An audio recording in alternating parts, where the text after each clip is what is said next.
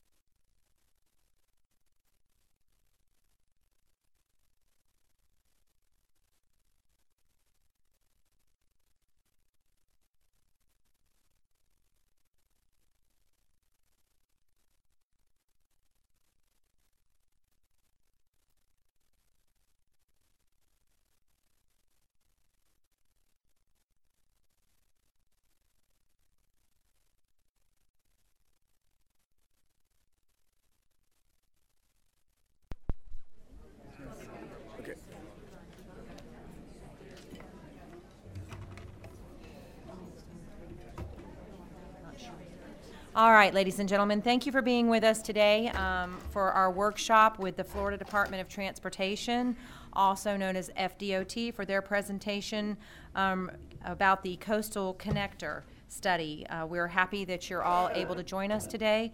Before we get started, I'm going to ask Representative Stone to come to the podium to lead us in our invocation and our Pledge of Allegiance, so if you could all stand.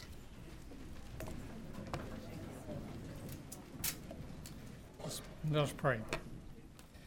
Father in heaven, thank you for giving us another day, Lord, that we can come together, share our thoughts, share our ideas. Father, thank you for all that you do for us at all time, keeping us safe from harm. Father, we ask a special prayer, a special blessing upon those that are affected today at Santa Fe High School in Texas. Another shooting that has destroyed a community. Father, we pray for the relief of those victims and their families. We pray for justice to be done. And Father, we just pray that you be with them as they go through this tribulation. And Father, thank you for allowing us to come together today and discuss this issue that is important to our community. And as we do this, Father, we just ask you give us the wisdom, the guidance, and the discernment to do what's best for each and every one. And all of this I ask in your Son, Jesus' name. Amen. Amen. I pledge allegiance to the flag of the United States of America and to the republic for which it stands, one nation, under God, indivisible, with liberty and justice for all.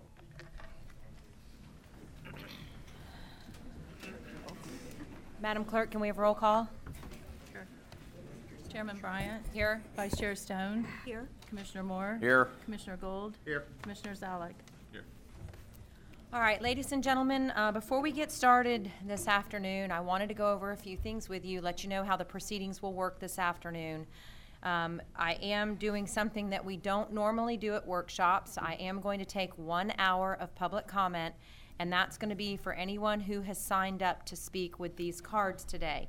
You will be allowed 2 minutes. You have a green light, a yellow light, and a red light. Green is go, yellow is you got 30 seconds, red means your time is up, and you need to step away from the podium.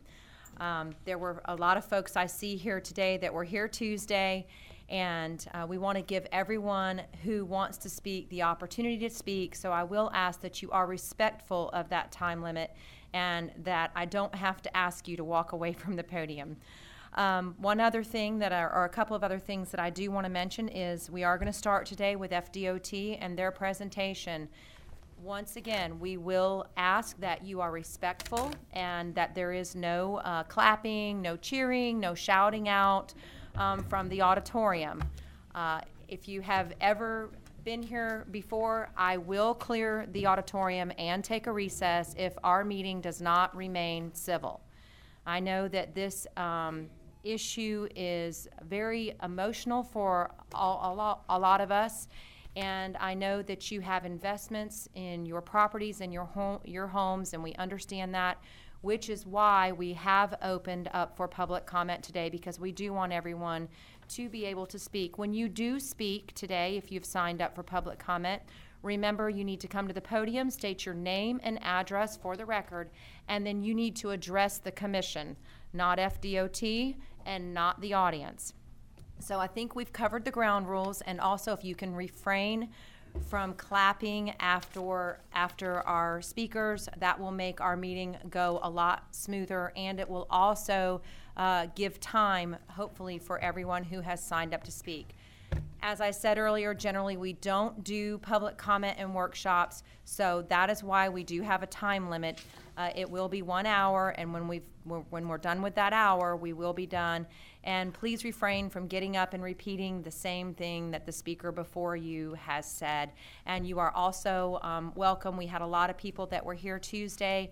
Once the commission spoke, a lot of them just more or less waved in support. If you just want to say, I agree with what the speaker ahead of me said, you can do that as well. We want everyone to walk out of here today and feel like they have been heard. And after we're done with public comment, the commission is going to have some discussion. And while we can't take formal action at a meeting, we can have consensus. So we're looking forward to a productive, civil, highly engaged meeting. So thank you all for being here with us today. Yeah, no. And I am going to have to ask you, if you are sitting on the outside of an aisle, if you could move in, because we need to try to get everyone who is standing seated. You can't stand next to the door, so if you could move in toward the middle of the rows, and that way we could open up seats for those who are standing, that they might be able to have a seat.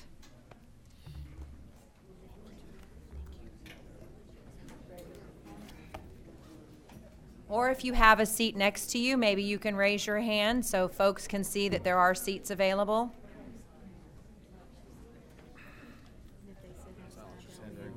Yeah. Well, Yes.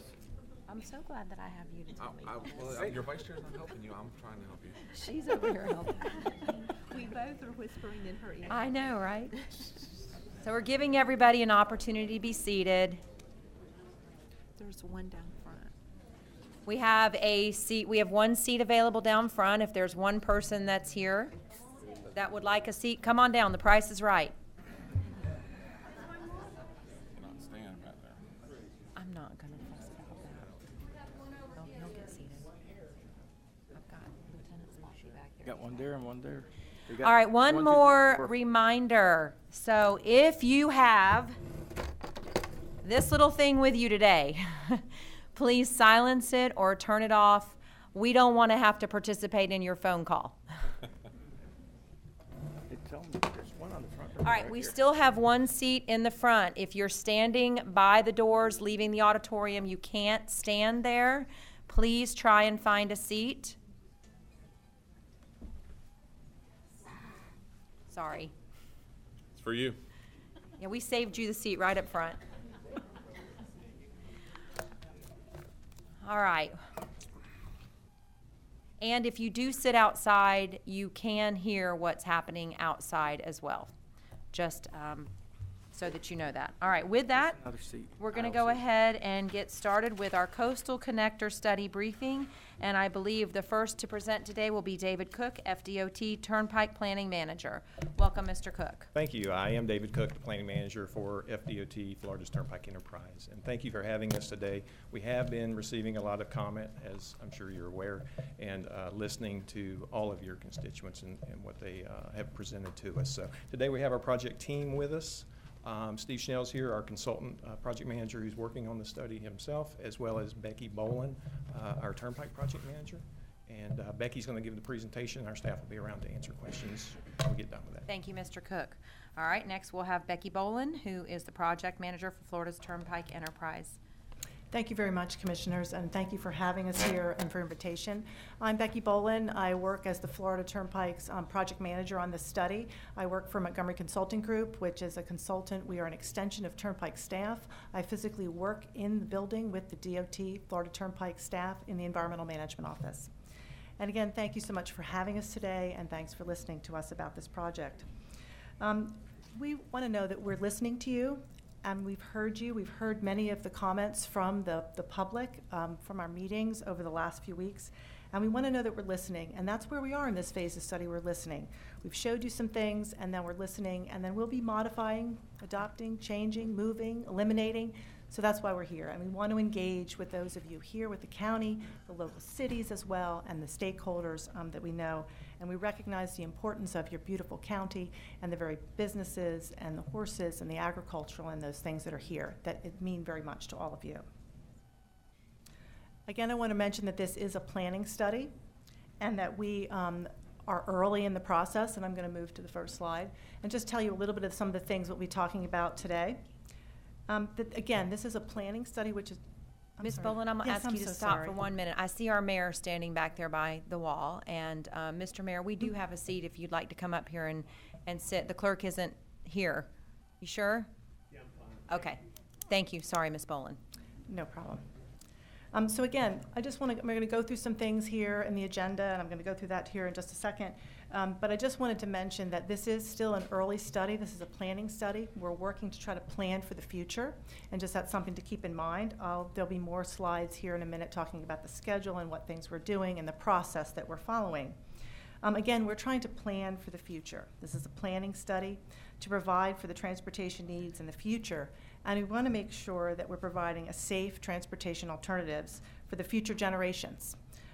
The Florida Department of Transportation has a mission to provide a safe transportation system that ensures the mobility of people and goods, enhances economic prosperity, and preserves the quality of our environment and our communities. So that's the DOT's mission, and I just wanted you to be aware of that. So again, we're going to be talking about some of the study information. We are not going to be showing the presentation. It's actually the video that was shown at the public information meetings. It is available online at our website. It's www.coastalconnector.com. It's shown in the handout for those of you who have it, a lot of information, and on some future slides. And then we're also here to discuss kind of what we're planning to go to towards the future, as well as to listen and take input from all of you. So this is talking about our study area, and as you can see, the study area is in Citrus and Marion counties, and that's so because this is kind of the start of the overall connection between the Tampa to Jacksonville corridor. This was one of the future corridors that was developed and studied by the Florida Department of Transportation, and so this first piece through Citrus and Marion counties is the start of that overall goal between having a connector between Tampa, the Tampa Bay area, and Jacksonville. Again, this is a planning study. We are still very early in the process. Ms. Boland? Yes, ma'am. I believe Commissioner Stone has a question. Or if we're able to ask questions throughout some of this, when you said that this is a study by FDOT, can you give me when that study began? This particular study or the future corridor study? The study This that's proposing Citrus and Marion Okay. County? That was started, let's see, I have that on another slide if you want Okay. me to get to Very that. good, And very it good. shows that where we Okay. started in the process. Why don't we let her? Okay, I'll Would you like let me you to do, wait? I'm go sorry. through. That's okay. We can certainly do that, but it started back in the winter, fall of 2016, if that's what you're talking about for this study. Okay, so this slide shows that, the green highlighted areas is the area of Citrus and Marion counties where the study is looking at. It shows that we're in the planning phase, which is very early in what we call the transportation process, the transportation development process. So we look at things early in the planning stage, and then we hope by the end of this study, which is just a study, that we may have a recommendation. Do we move forward and to continue to study and move to the project development and environment phase? We may not. We may decide, no, we don't want to study anymore, but maybe we do. We find something that's agreeable to everyone and that we can move and continue to study into the project development environment phase. And that's the phase where you do your environmental studies, you look at your social, physical, community impacts, and you try to minimize those, you try to avoid. Our goal is you avoid the impacts, then if you can't do that, you minimize, and then after that, you try to mitigate. So that's the process that we follow. So if we got through the project development and environment process and we got to a point that there was a recommended alternative to move forward, and there's always the option, you either have a no build, which means you don't do anything, or you have a recommended alternative that you move forward. That's at the end of the project development, or what we call PD&E phase. If it was shown that we have a recommended alternative, we would move into the design phase, and then you would do your design plans and more detailed information. After that, you would go into, if right-of-way, of course, would likely be needed, you would have to purchase the right-of-way, and then you would move into construction. So currently, at this time, there is nothing funded in the Florida Department of Transportation's 5-year work program for any of the phases after the planning study. Nothing in PD&E, nothing in design, nothing in construction, and nothing in right-of-way. We are still at the planning level. So people have asked us, well, how long does something like this take? And again, we've been saying we are trying to plan for the future. We're looking probably, and what do we plan for? We like to plan for 20, 30, 40 years into the future. Well, in order to do that, we need to start somewhere early so that by the time we get to something, we have something in place, some infrastructure that can handle what has happened in the area by the time we get there. So for how long does it take to get from the PD&E phase or the planning phase and get through to construction? Well, it takes a while. And I can give you an example, and this is just an example. The Suncoast Parkway 2, State Road 589, which currently today ends here at US 98. And that whole Suncoast Parkway 2, actually the PD&E, Project Development Environment Study, was done from 98, and it goes up and all the way around to 19. That PD&E study was started in 1994. PD&E study was completed in 1998 for a 30-mile roadway. And currently, right now, the Florida Department of Transportation began the construction of the first 13 miles of that between 98 up to 44 in 2018. And it will take approximately 4 years to construct, so that will get us to about 2022. That's only for half of the roadway that was started for the Project Development Environment Study, which was a full 30 miles. So you go from 1994 to 2022. You're almost 30 years. So that's an example. I'm not saying that's the best example, but that is an example of how long some of these things do take. So I think I've explained the kind of the phases of where we get to. We're still very early in the study and trying to plan for the future. So we talk about purpose and need. So why do we need to do something like this? Well, again, we're trying to evaluate the feasibility of a new corridor to help to address the population growth, congestion, truck and visitor traffic, and evacuation. But before that, we have to evaluate, is it feasible to do it? A new transportation corridor in Citrus and Marion counties for that goal of Tampa to the 301 I-75 area as the first portion of an overall goal between Tampa and Jacksonville, which is what I had mentioned earlier. And again, why is it needed? Well, again, we're trying to look to the future. What is this area going to be like in the next 20, 30, 40 years? It may not be for some of us that we may or may not be here later in, but what about our children and our grandchildren? What are we leaving to them?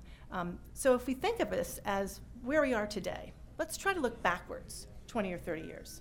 Things were very different 20 or 30 years ago, and that's why we've done things now to get us to where we are. I'm sure US 27, I-75, 200 were very different 20 years ago than they are today. There's been growth and development, many houses, some beautiful farms have been expanded to have ecotourism and equestrian places where people can come, and things may be different. Some things are the same and some things may be different. But we need to look to the future. We know Marion County has had business that's come here. We've seen the truck distribution centers along I-75, because Ocala is a great center part of the state. It's a good place where business can come and have their facilities and then distribute across to the state of Florida. It's a nice centrally located spot. So that's a prime, and you people know that, and that's why one of those things for business, and it's important to keep that business here. That helps for the community as well. We believe that there's some needs for some long-term infrastructure improvements that could help benefit the access to the area, including your various features that everyone is very concerned about, as well as the businesses, the residents, the farming communities, as well as the horses. We want to work with you and come up with some solutions that will benefit and help the entire community. Again, this is a planning study looking to the future of what things are going to be like in 20 or 30 years into the future. So this is back to Commissioner Stone, to the schedule, to the study schedule, and this is just for the study that we're doing. So this shows here that we began the study in the winter, fall of 2016. We did data collection. We started looking at some very, very early traffic, which we're still looking at. And we held what we called a public kickoff meeting last fall in October of 2017. And then we continued to look, and we actually had people at the meeting. We came and we just had a blank map of Citrus and Marion counties. And we said, okay, what things do you think we're going to need in the next 20, 30, 40 years? Where do you think we should go? And we had a number of people come and draw lines on the map. We looked at those. We knew that some of the concerns about where we should go, where do we need to cross. We were concerned about the Withlacoochee River. We want to minimize the impacts of where we would cross in those locations. And people gave us spots, go here, don't go here, remember there's something here, something there. But there's a lot of information here that we are still gathering, and we want to work to hear from you, as there's certain features that we want to stay away from, we want to stay to the side of, to the left, to the right, to the north, or the south, and we want to do that. But one of the one of the comments from some of the public at that first meeting was, I don't have anything to look at. You'd have no lines on the paper. And we said, well, that's why, because we want to ask you, what do you think? Where should we draw the lines? And so we took that input, we worked looking at features, and we also have something that was developed as part of the I-75 Relief Task Force, and that study was what they call land suitability mapping. And there's a lot of layers that you put in, and these layers were approved by the various regulatory agencies that looked at it through that process. And it helps identify where are features that you want to stay away from, where are things that might be available to go through, and it helps to that's a start of where do you start to find a place to get from these two goals, from the Tampa to the Jacksonville area, but looking just in this first part, up from Tampa Bay up to the I-75 area. So that's how we kind of started. And then we said, okay, so where do these lines need to go? And we did reach out. We've met with some of the cities and counties, Marion County, the staff, Citrus County, Bellevue, Crystal River, Inverness, and some of their staff, and asked them the same questions. What things are important to you? We know there's development in areas coming. What are ways that we can try to help have some infrastructure that would help and benefit the areas? And we will continue to work with all of those folks, as well as we've been invited to come and see some of the beautiful equestrian facilities, as well as the farmlands, and we do want to go and meet with them and continue to work with Marion County staff, Citrus, and the cities and counties as well. We've met with Dunellen too, and talked to them, and we want to continue to do that as we continue to evaluate and find something that's acceptable to the area. So we held a public meeting here back the April 26th and May 1st and showed the preliminary corridors. And if you look on the map here and on our website, everything says just that, preliminary, subject to change. So that means that we first put some lines on paper. People said, put lines on paper, so that's what we did. And we tried to find things that we thought maybe this would work here. We know there's a lot of demand, maybe on US 27, should we have crossed at that location, minimize the crossings of the river, the Withlacoochee River, trying to be in some of those areas, and they're marked, and we'll see it later, and it's in your handout as well. And so we put the lines on paper, and then put it out to the public and said, okay, what do you think? And so there's probably ones we want to get rid of. And there's 5 lines on the paper, but we'll want to eliminate those, some of those, all of them. We want to come up with new ones. We want to shift one direction or the other, things that will work with the people in the area and the needs that are coming in the next few years. So as I said, we're here in this stage. We're taking input. That's exactly what we're doing. We're listening to all of you and the public, and we want to work with you as we continue to evaluate and develop corridors. And that we hope by the time we finish this study, which may or may not be early next year, it might be longer, do we have something that would be beneficial and that we could move forward to continue to study? And maybe it's we don't have enough information, we want to continue to study further, or we don't, or is it a different area that we need to go to? So that's kind of where we're trying to get as far as the study is concerned. So this is, we're following a process called the Alternative Corridor Evaluation Process. And this is a process that's developed by the Florida Department of Transportation, and it provides for a method of identifying and evaluating various corridors early in the process. It allows for input from stakeholders, agency, and public, and that's what we're doing. And also it helps to meet the federal planning requirements as you move into the next phase. It helps set up something to go into the next phase.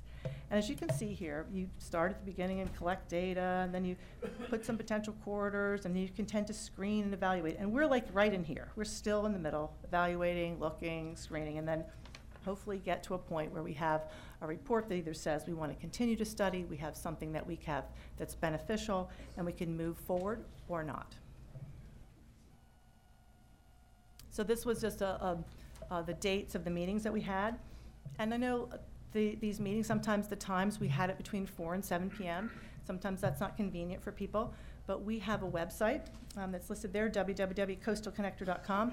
All of the information from both our kickoff meeting as well as our the Corridor Alternatives public meetings and the presentation video, all of the information is on the website. So if you couldn't make it, everything is there, but you can see it. As the study continues, we'll be posting other things to the website. It's the place where you can go to get the information about the study, what we're doing, and how ways that you can also provide feedback to us. So again, just kind of some of the status where we've been. We had some initial outreach meetings, which I mentioned before, with cities, counties, had our kickoff meeting. We started to identify these preliminary corridors, and then we conducted that corridor alternatives meeting. Someone asked the question, when were the corridors, shown or released? Well, we posted them to the website on April 26th, which is the date we said we would do it in the advertisement for the meeting, and that's when they were posted to the website. We still were tweaking them, putting boards together and things, and so that's when it's there, and they were also shown at those public meetings. And so for current and future steps, obviously we're still continuing to take input from the agencies and the public. We'd like to still continue to coordinate and work with the cities, counties, and the stakeholders in the area to continue with our study evaluation. We'll continue to modify, evaluate, adjust, and propose preliminary other alternatives that might be acceptable. We want to engage and present these if we come up with some new alternatives to show to the public. And again, we would have additional public meetings. We're still planning to have more meetings, and we will have more to show if we come up with some solutions that we think are acceptable or things that people are more palatable to the needs of the community. Then we can then show those at another public meeting. And then we may have another public meeting to show a recommendation following that. As we said, the study recommendation and completion will be based on, we don't have a date now. We were hoping early next year, but that could change based on just how things keep moving forward into the study. This is just to go through a little bit of the information on our study website. If there's things that you're looking for, that's the home page. It shows the different sections that are on here. My name is there. There's some hyperlinks to the online meeting, some address lookup features. There's the online meeting. You can walk yourself through this. There's one for the Corridor Alternatives public meeting, as well as there's one for the kickoff meeting.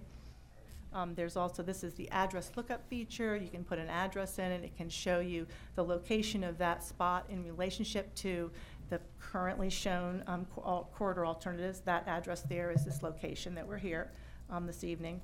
That was just another address for the city of Dunellen, and we met with them. And then that's the Stay Connected section. That's a place where you can sign up to be put on the mailing list. You can leave a comment, send anything at any time. You can send there on the website, as well as we have an info@coastalconnector.com. You can send an email, or my email and address, as well as Rax Jung, who is our project development engineer. His information is there too as well.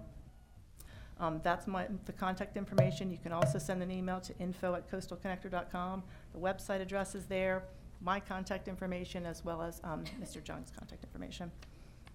And with that, that's my conclusion. I do have a board, if you'd like me to put, that's the current alternative corridors that we have shown at this time. Does my staff have anything else you want to add? All right. Okay, Ms. Boland, thank you so much for your presentation. I believe Commissioner Stone has a few questions. Of course. Commissioner Stone? Yeah. Ms. Boland, thank you. You have a tough job. You have a tough crowd today, too. Yes. So I appreciate that. And if you could, though, help us understand how these routes, I know you said we had meetings. I attended some of those meetings. For the life of me, I can't imagine anybody in Marion County helped draw some of these lines up there. No, some of them did. So It's hard. if you can help us understand how you really did do that. And you talked about, looking at the various agencies and looking at our land use, our comprehensive plan, how was that considered? Our farmland preservation, and again, just help us understand these routes, if you could, please. I'm going to have Steve Schnell, who's our consultant project manager with HDR, can talk a little bit about that because he's some of the ones that did some of that work. So I'll let Thank him you talk. so much, and thank you, Steve. And thank you for your presentation, Ms. Bolin. Indeed. So Ms. Bolin touched on it slightly. So she talked about the LSM. Mr. Schnell, I need you to give your name and address for the Steve record. Schnell, I'm with HDR Engineering, 200 West Forsyth Street, Jacksonville, Florida. Thank you. So Ms. Bolin touched on it with the LSM, the land suitability mapping. As part of this early planning stage, that's kind of what we're bound to. It's an acceptable methodology from the agencies, so that's something that we follow. Again, this is very early in the planning stage. A lot of data collection that we have to do, and that's part of where we're at and what she stressed. Again, these are just starting points, lines on a map, to be able to start that discussion. So again, we're here today to try to get that feedback. Again, this is something that we had to start with, put lines on the map to get that feedback, Okay. and to get input. So am I to understand that basically what you did was you sat down and you looked at the map and you just started looking at routes that possibly would look, you haven't really gone into land use? At this stage, yes. Okay. So she mentioned, again, the I-75 relief study, which looked at land suitability mapping. What happened during that study was there was a lot of data that was provided by the agencies. That data was provided, and there was priorities put on that information. As part of this study, we took that information, and again, this is data collection, high level, used that information and supplemented that with some additional information that we received. Based on that, it takes the subjectivity out of it. That's kind of the first step. It's solely based on the data that we collected, and it's really based on the regulatory requirements. So things like wetlands, cultural resources, those are the items that pop to the top because there's federal requirements for those types of issues. Okay, Commissioner Moore? Okay, you mentioned lines on a map. I'll go into Marion County history because I don't know if you know anything about Marion County history, actually national history. We have a place called Fort King, which is not actually too far from where we're sitting. It's 1.4 miles from here. And that's where the original 301 used to go. Where they put 301 was from Fort King up to Jacksonville. They went also from Fort King to Gainesville, Fort King to Tampa. All the roads led to Fort King. And it was this head of basically the southern half of the United States. It was where the Army was stationed. That's why we've had presidents stay here in Ocala, Florida, is because of Fort King. That's where all the roads ran through. And as far as a logistics hub, it's a logistics hub. And back at that time, also give you a history of Florida. Ponce de Leon came over before we were the horse capital, we were the cattle capital of the world. And it's because the dirt, basically, if you go north of 40 and west of 301, that's the best dirt in the world for raising horses, for raising cattle, for raising livestock, period. That's the best dirt in the world. So that's, Understood. but back when we were in the 1800s, when you used a horse to get from point A to point B, it was a great thing because we were the logistics capital and we were the horse capital. So that worked out great. But why is everything going over to the west through the horse capital of the world? Why don't we go to the east where there's not the horses, where you're not going to negatively impact the horses? And that's where in the 1800s where the roads were originally. So I'm just curious why everything's going west instead of east, or even, I haven't talked to Bellevue. I need to talk to people down in Bellevue, but maybe go south and come up and try and avoid the horse area. And again, this is kind of an iterative process. So as we get information, again, we heard a lot of information at the public meetings, not only about the agriculture, but also about sinkholes and other information that we hadn't collected at that point. So, this is what we're here for. The reason that we started to look at that area around 326, again, the overall objective at this point was to get to, in the future, 30 years from now, to have that improved connectivity to Jacksonville. The reason that we were looking and focusing on the 326 area to start with is because when you look at the traffic that's on US 301 today and in the future, and our traffic is going out to 2050, 2060, but a large portion of the traffic today and in the future uses that 326 interchange to access I-75 and the other roads in that area. So that's kind of set the northern termini for the alternatives that we looked at. And then the southern termini was set by the Suncoast Connector, or Suncoast Parkway. And then again, to kind of make those points connect, is we're using this methodology that, again, that's acceptable by the agencies to kind of make those points connect. And again, that's the starting point. Okay, have you thought about doing anything to the east? Because also one advantage to the east is much of it's publicly owned property, so eminent domain would, fall away too. So it had, but And again, I haven't looked at certainly. as far as, And- you also run through a springs protection area, which may not be the best thing, so. And those are items that we can look at. We can go into the east, we can look going farther to the north and to the west. We had a lot of comments about looking at possibly going to 316, 318, even farther north and using that area. Ladies and gentlemen, I'm reciting a lot of the comments that we had received. There was a lot of suggestions on that. So again, those are all things that we have to take in consideration. Again, that's why we're here. We want to hear the feedback. We want to get ideas on what potential solutions could be. Again, through this whole process, the no build is always an option. We always consider that an option. Again, this is very early.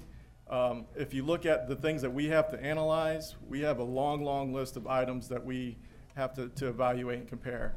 And we haven't got to the point yet, as part of this process that Ms. Boland outlined, as part of this process, we have to start that coordination with the agencies, with the environmental agencies. They give us feedback on the criteria that we're looking at, the data that we collected. They give us feedback on these routes. So there's a lot that still has to be done. Again, this is a feasibility. We're looking at whether or not this is even feasible to do. So we have to kind of get through that process to be able to make that determination. any other questions or comments from the board? Madam Chair. For, Mr. Minter? Mr. Snell, regarding the land suitability mapping methodology you use, what are the criteria that define suitability in that methodology? It's based on a sensitivity. So when that information was gathered as part of the I-75 relief effort, the agencies weighed in on what their priorities were. And again, the priorities were kind of put onto those items that had regulatory requirements attached to them. So again, things like the wetlands and coastal resources. So there was a kind of a hierarchy there. As part of our effort, we took that information. Again, we didn't want to recreate what had already been done because there had already been a lot of communication with the agencies and a lot of back and forth on what those priorities would be.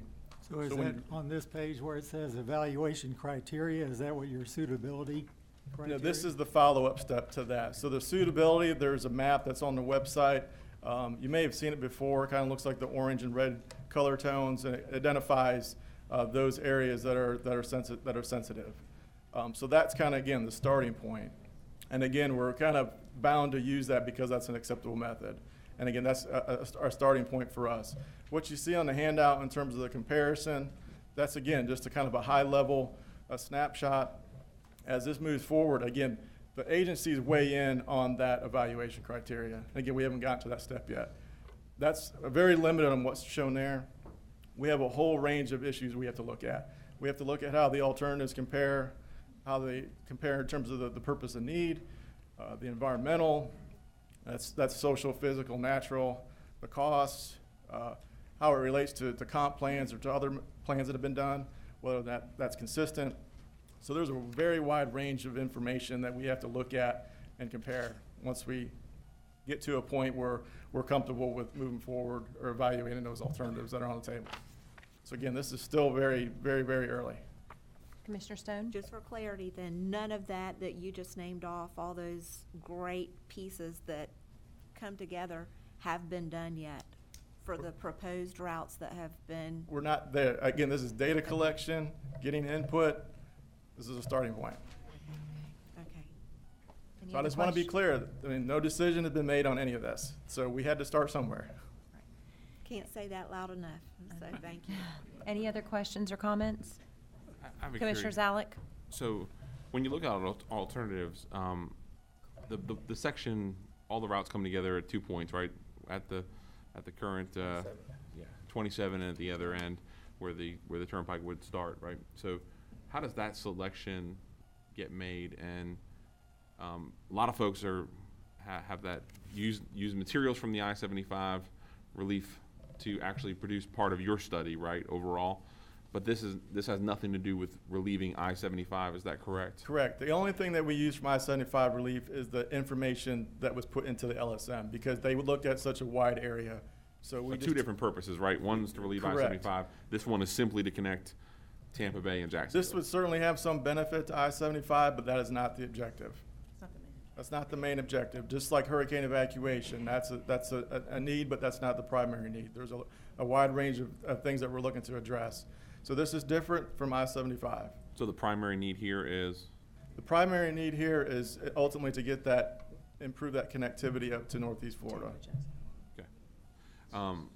And then the evaluation to all the routes to concede onto 27 there, or to merge onto 27 there. What's special about that point? Again, there's nothing special about that. We broke these segments up into a northern and southern segment. So everything at the southern segment is at 27. The reason that point was initially selected was based on the traffic. And then we have to have an apples-to-apples comparison when we're comparing alternatives. So we have to have the same beginning point and the same end point. So for us to compare the southern alternative, or the southern segments, apples to apples, we have to have the same termini. And again, that can certainly move. Again, that's the starting point for this evaluation. So that can certainly move, but to answer the question, initially based on traffic along 27, and then again, it's for planning purposes. We have to be able to select a point to be able to make a specific point. exactly, make a fair comparison between alternatives. Okay. And then are there any other did you look at any other existing roadways, or could a toll road like this be used in conjunction with current roadways that already have right of way at some level? As part of just the I-75 relief study, I know there was a North I-75 relief master plan, which looked at I-75, 41, 301, 27, I believe. And that report is shown on our website under the document section. But that was looked at, that was brought up in a number of the meetings through the I-75 relief process, was just use your existing roadways, I-75 and these other roadways. So they looked at that, looking out towards the future. And based on the projected traffic and congestion that will come in the future years, they said that those existing corridors cannot handle all of the traffic. And even improving some of those existing corridors, you will have tremendous impacts with, like, for instance, if you're trying to come through downtown Ocala, you get constrained. You'd have to take businesses and property, and that's an impact even along an existing corridor. So improving those corridors, yes, that's an option, but you will still have impacts if you can't fit everything within the existing right-of-way. So what that study said, the I-75 North Master Plan, said that even looking at the existing corridors in the area in the future years, you cannot handle all of the projected traffic and congestion in the future with those existing corridors with the constraints that you have. So they said that we should continue to evaluate new corridors, which is what we're looking at. Okay.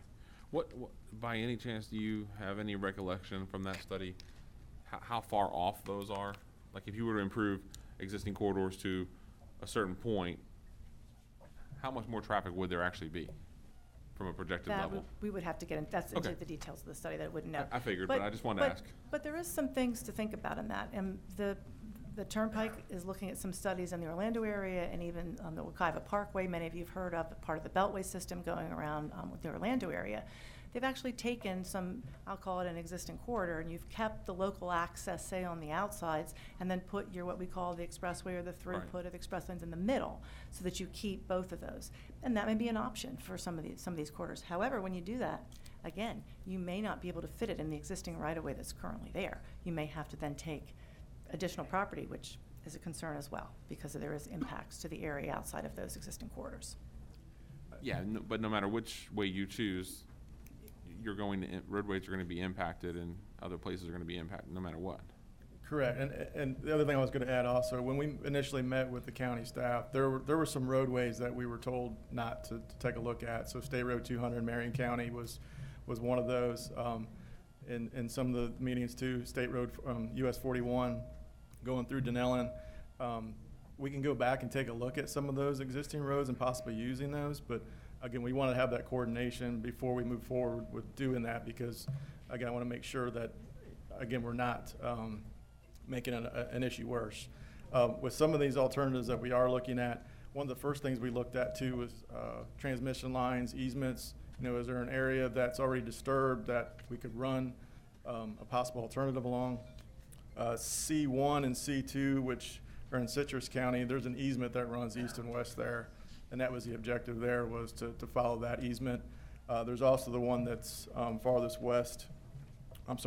east, the one that's shown in orange, that comes adjacent or close to 200, and that's using an easement that crosses the Withlacoochee in that area.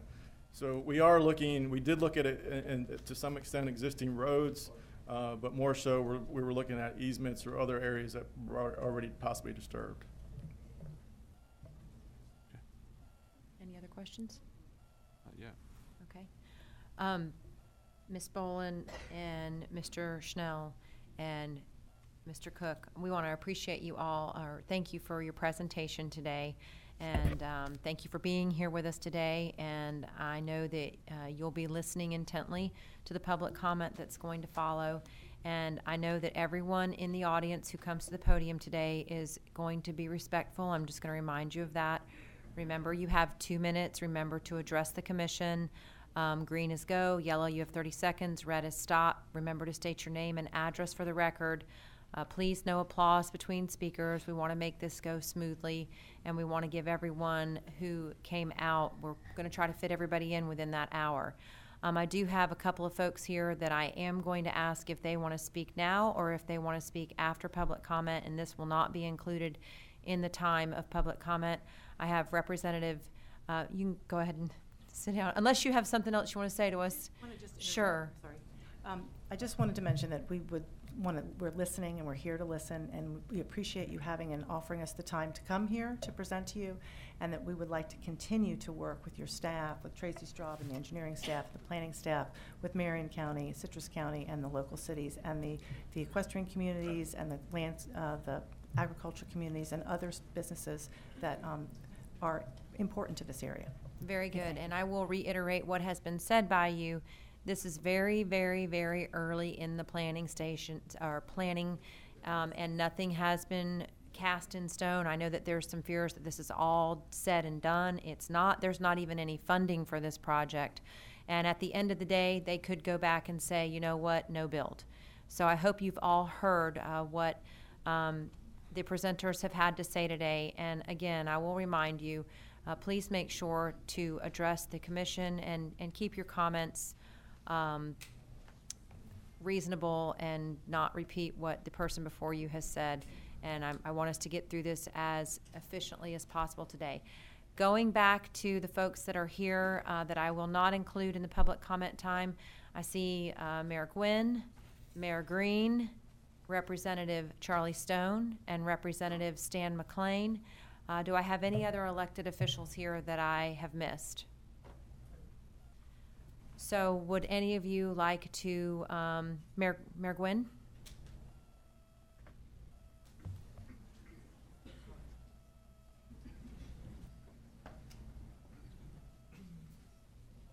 Thank you, Madam Chair and board members. And I've got to leave. That's why I didn't want to come sit with you. Like Mrs. Bolin said, this is very early in the process, and which is a great time to stop it. Just saying. Gentlemen. Don't do that. Okay, so now Michelle Shearer, did you really just stand up and do that? And I can say that to Michelle because she comes to a lot of our meetings. I'm going to remind you again, please, no applause. Let's just get through this. Let's keep our meeting civil and without any theatrics. Yeah, and I'm not saying anything to. No, I know, you're fine. You're fine.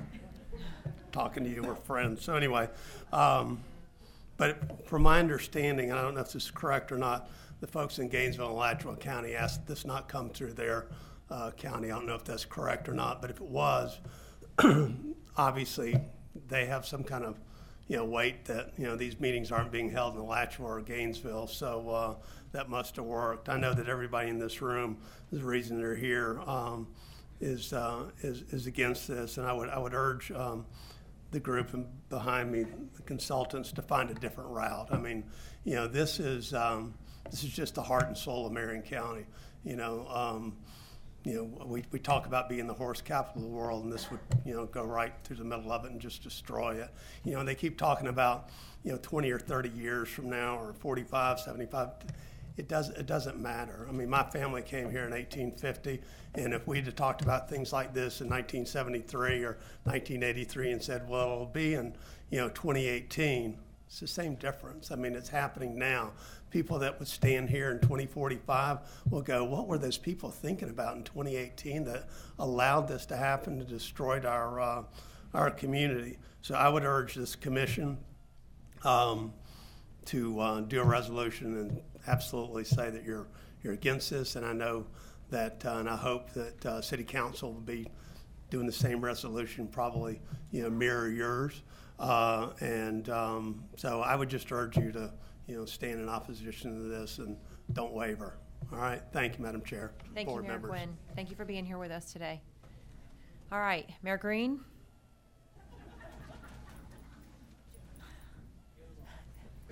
Very funny. Well, as Kent just expressed, I feel like I'm talking to my friends when I come in this chamber. That is always the case from the city of Dunellen. We're currently working on our resolution that we want this entire issue stopped. We have not seen an issue that has united our people in opposition to anything in my recollection, and I was raised in Dunellen, as I've seen on this particular item. I would like to congratulate Mr. Cook and his team. They have done a good job. They have tried to relay exactly what they know, and I appreciate that.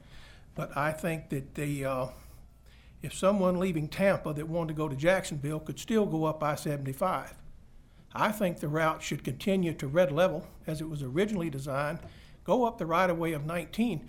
You'll pass 20 cars between Lebanon Station and Chiefland. I believe, and it was like that 50 years ago when I got my first job on the railroad, exactly 48 and a half years ago when I went up there for my first job. It looked just like it does now. It is the best designed divided highway in the state of Florida. You have wildlife areas in the middle where you don't even have to dim your lights. Of course, you're not dimming them anyway because there's nobody on the other side of the highway. So we have the main point is we have a corridor that the state currently owns. It's underutilized. If you look at the map they had up here, it doesn't show that 19. They only show over towards Dunellen and up towards Ocala. It is a north-south issue. It's not an east-west issue. If you went to Jacksonville during Irma, you made a big mistake. That's not a hurricane evacuation idea. That's definitely not an evacuation idea. Do not go from one coast to the other in the state of Florida when you have a hurricane. And having grown up in Florida and a native of Florida, I can assure anyone that hurricanes span the state of Florida. So going from one side to the other is like a pinball machine with no holes. So I know I'm making light of this because I want people to understand that we are in the early stages of this. This is not life or death right now. But there are corridors available. We have US 1 to start with, then we got 95, then bright idea, we get 75 for the middle part of the state, connected to the turnpike. Great idea. What did we do to the west side of the state? The only thing we had was 19, and where does it go? To Cross City. How many people are going to Cross City? We have to go to Tallahassee periodically, and we all do. But the idea is, what if you were at Chiefland and you routed around Chiefland with a routing and extended that highway right on up to Interstate 10? It's a north-south issue. It's not an east-west issue. And I think they ought to go back to that original plan, and that was what it was to start with. And I appreciate you allowing me to have this time. Thank you. Thank you, Mayor Green. Okay. Representative Stone or Representative McLean? Can't follow that, no. I think you probably could. No? All right, well, maybe after we get done with public comment, they'll lose their shyness and want to come up here. All right, so we are going to go ahead and go into public comment. I think most of you, I started skimming through these sign-up cards, and I see a lot of you that were here Tuesday. So I think you already know what the commission had to say at that time. And so I'm going to just remind us, 2 minutes, name, address for the record, and we have a lot of people who've signed up to speak, so try to keep your comments direct and on point so that your neighbor, friend, constituent, fellow stakeholder can have the opportunity to speak as well. So first, we're going to start with Margie Husted. And then on deck, and we do have 2 podiums, so I'm going to call somebody to come. Green spoke for me. Okay, thank you. She's in support of Mayor Green.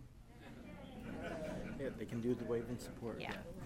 Okay, as I was saying, we have 2 podiums. I'm going to go ahead and call the speaker, then the on-deck person. You can come to whichever podium is vacant. Annette Stutzman, and then Connie Bryant.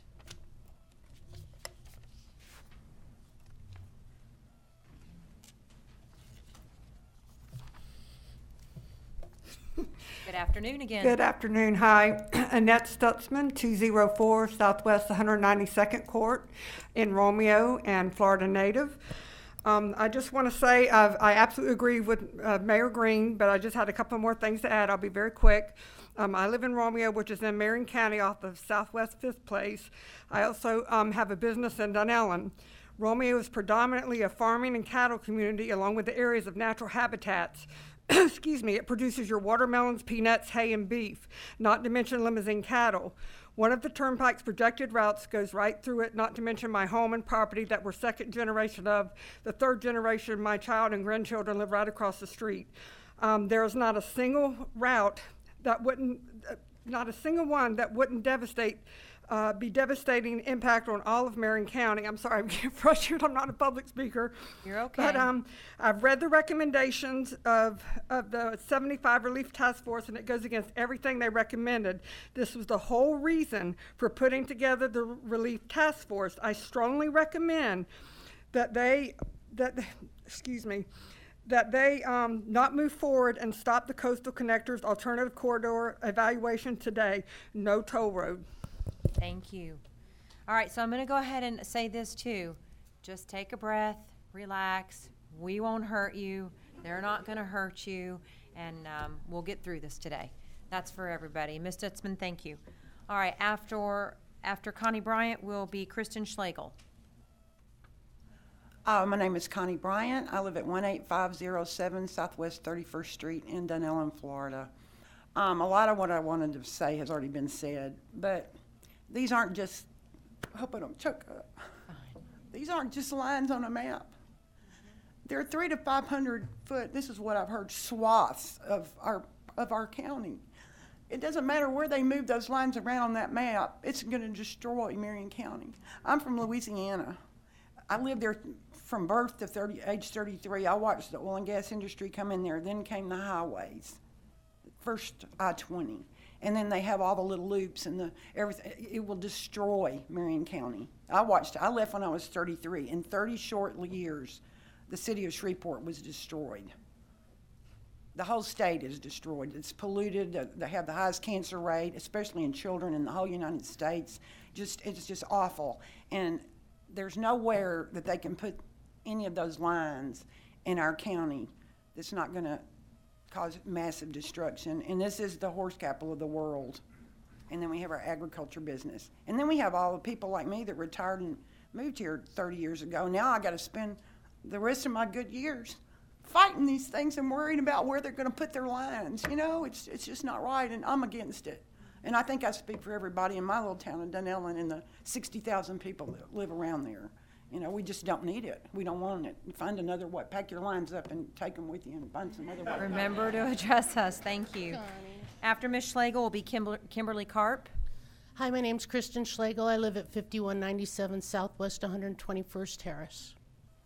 I purchased the property specifically because it was backed up to Florida Forever protected land. Unbelievable that a consideration for the type of proposed construction of a roadway would be made for these environmentally sensitive areas. The types of protected wildlife would be threatened in terms of choosing this location so close to the proximity of gopher tortoise release areas, burrowing owl and scrub jay habitat. Also Johnson's fox squirrel, woodpeckers, and great horned owls. not to mention the planned path that would compromise long-standing horse farms, Live Oak, Albatay, Steinbrenners. Crossing paths with Withlacoochee and impacting the residents' lives, both human and wildlife, what a shame taxpayers' money has been spent considering this idea. I support widening I-75 and improving our existing infrastructure. I don't know if any of you have recently driven down the turnpike. It's in terrible condition. If we can't keep up our own roadways that we've already put in place, where are we headed off to try and plan new ones? That's how I feel. Thank you.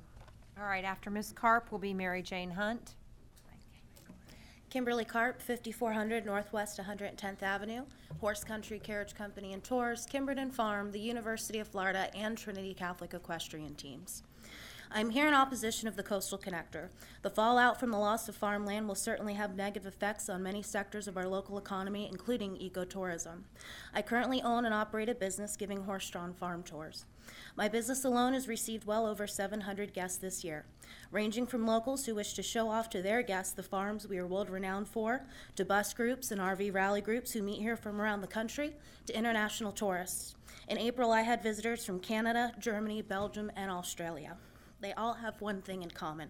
The place at Ocala is the place to go if you want to see horses, beautiful farmland, and hear the history that has shaped Ocala, Marion County into the horse capital of the world. They dine here, generate bed tax income through hotel stays, shop here, and frequent other businesses as well. Any toll road would cause certain devastation to our farms, people's homes and livelihoods, and my business. One of the proposed routes plows through the path of my tour, making what I do obsolete. I have taken great pride in showing off our farms and conveying the rich history of our area. Perhaps I'm expected to frolic along the multi-use trail and give the history of how the Coastal Connector, FDOT, and FTE single-handedly destroyed what once was. Any doubt would undoubtedly and irreparably change the face of our county and have great negative impact on our sensitive ecosystems as well. I'm one person speaking for thousands whose way of life would be turned upside down. We live, work, and play in rural areas because that is what we choose. We do not want the noise, pollution, crime, and nuisance that go along with living in the concrete jungle.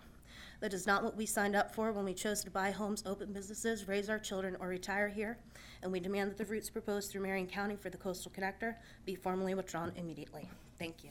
Thank you. After Ms. Hunt will be Catherine Dancer. Good afternoon. My name is Mary Jane Hunt. I live at 4899 Northwest 90th Avenue in Ocala. I appreciate all of the commissioners organizing this workshop and allowing an hour of public comment. You didn't have to do that, and everyone here appreciates that opportunity. And I do appreciate the Florida Department of Transportation, your representatives coming. You've got a tough crowd, you know, no doubt of that. I handed out a hard copy to all of you at the beginning of the meeting of some questions, and I appreciate that particularly Commissioner Stone brought a few of those up. However, in the interest of a public meeting, I'd like to be sure that everyone here hears those questions. The first question is, why was the choke point of Highway 27 and Northwest 90th Avenue chosen? Specifically, at whose direction was it chosen? Is this connected with the development of the World Equestrian Center? I think everyone here would like to know a specific answer to that. In researching this Coastal Connector, I came across an article that was in the Star Banner on October 14th of 2017. The reporting of the meeting with the Coastal Connector representative states that input was received from local representatives. Who were these representatives? Which local organizations did they represent? I haven't heard any answers to that today. Not a name, not an organization. I've only heard staff. I want to know, and I think a lot of people here want to know, who put these dots and lines on the map? Somebody did. The bigger question, we have a pretty map here, and it's got Marion County highlighted, Citrus County highlighted, and we're led to believe that this is your choice. Really? We can't work outside of Citrus and Marion County? I mean, to our fine mayor of Dunellen, you know, hats off to thinking outside the box. I think as this goes back to the drawing board, that's what needs to be done. Ms. Hunt, I'm sorry, your time is up, Thank and I you. know that you have one more question on there, and we'll ask that whenever we're done with public comment. Thank you. All right, after Ms. Dancer will be Marie Shinman. Catherine Dancer, 8991 Northwest 80th Avenue, Ocala. No one wants a toll road through their backyard. There must be a better way than this coastal connector. Ms. Dancer, you have to address the commission. Okay. Thank you. I myself was never notified of any road possibilities. I never got a letter like some people say they did. I only learned of this 14 days ago when my neighbor told me. Many of us are still in shock. We feel like our property has been diagnosed with stage 4 cancer. This road that the Department of Transportation wants to impose on us has united local communities in all walks of life. We are willing to come together and do what it takes to protect these precious areas where we live, work, raise our families, and enjoy nature. Our karst soil can never be replaced once it is paved over. Kentucky Derbies come from here. The Olympic equestrian team trains here. My own property would be wiped out. I am on a little street that is not even technically paved. I am now ground zero for option number 1. I've finally completed construction on my 42-acre farm. It's the place where I plan to grow old, and in 20 years or so, when they say this road will be built, I will be in my early 70s. I plan on watching the moss blow in the breeze from my front porch and not telling trucker number 7 that his shower is ready. Rather, I'd be watching the scrub jays, the gopher tortoises, bald eagles, hawks, and red-crested woodpeckers, all of whom reside on my farm. Please, FDOT and toll agency, come and see the proposed route for yourself. Come see how absolutely ludicrous this route is and how little sense it makes. You can even come and have a glass of iced tea on my front porch, the one that I hope is never a truck stop. Bringing a route north-south makes much better sense and would bring a lot of prosperity to areas like Bronson, Trenton, and communities northwest of us. Thank you. Thank you. After Ms. Shinman, James Scott. Marie Shinman, 4500 Northwest 82nd Court. I speak for my family who live 3,000 feet from the single no-option route proposed in this 8-lane highway. I live in the forest of Golden Hills, so you know right what one means. There is still little public awareness in my community, the forest, Golden Hills, Golden Ocala, Trilogy, and Ocala Palms. Consideration must be taken on a macro level with a more transparent conversation within our communities and the FDOT on a micro level before actually being considered. Each home and landowner have a constitutional right as voting residents of Marion County to be informed of this proposed highway. Again, not too many, I go to different neighborhoods and they don't know. Each landowner also has a right to examine all proposed gas lines, water, power lines, and other evasive construction that will be erected on their land outside the perimeters of the proposed coastal connector. That destructive aspect has never been brought to the public as of yet. Re-examination of updated studies on both Marion County's aquifer and Marion County sinkholes must be done and available for all to review, including the residents whose wells and property it will directly affect. The possible disruption and damage to our valuable ecosystem is avoidable with so many variable alternative routes that have been sent to your engineers, FDOT. We are not environmentalists, geologists, historians, preservationists, but you can be sure they will be contacted. I'm an artist in my... Shinman, I'm sorry, your time is up. Okay, thank you very much. Thank you. Manuel Escalante will be next. James Scott, 9520 Southwest 19th Avenue Road, and I'm the general manager of Kinsman Stud Farm. the Steinbrenner Family Farm and president of the Florida Thoroughbred Farm Managers. And I appreciate the Madam Chair and the board for giving us this opportunity, and I thank DOT for coming and talking to us.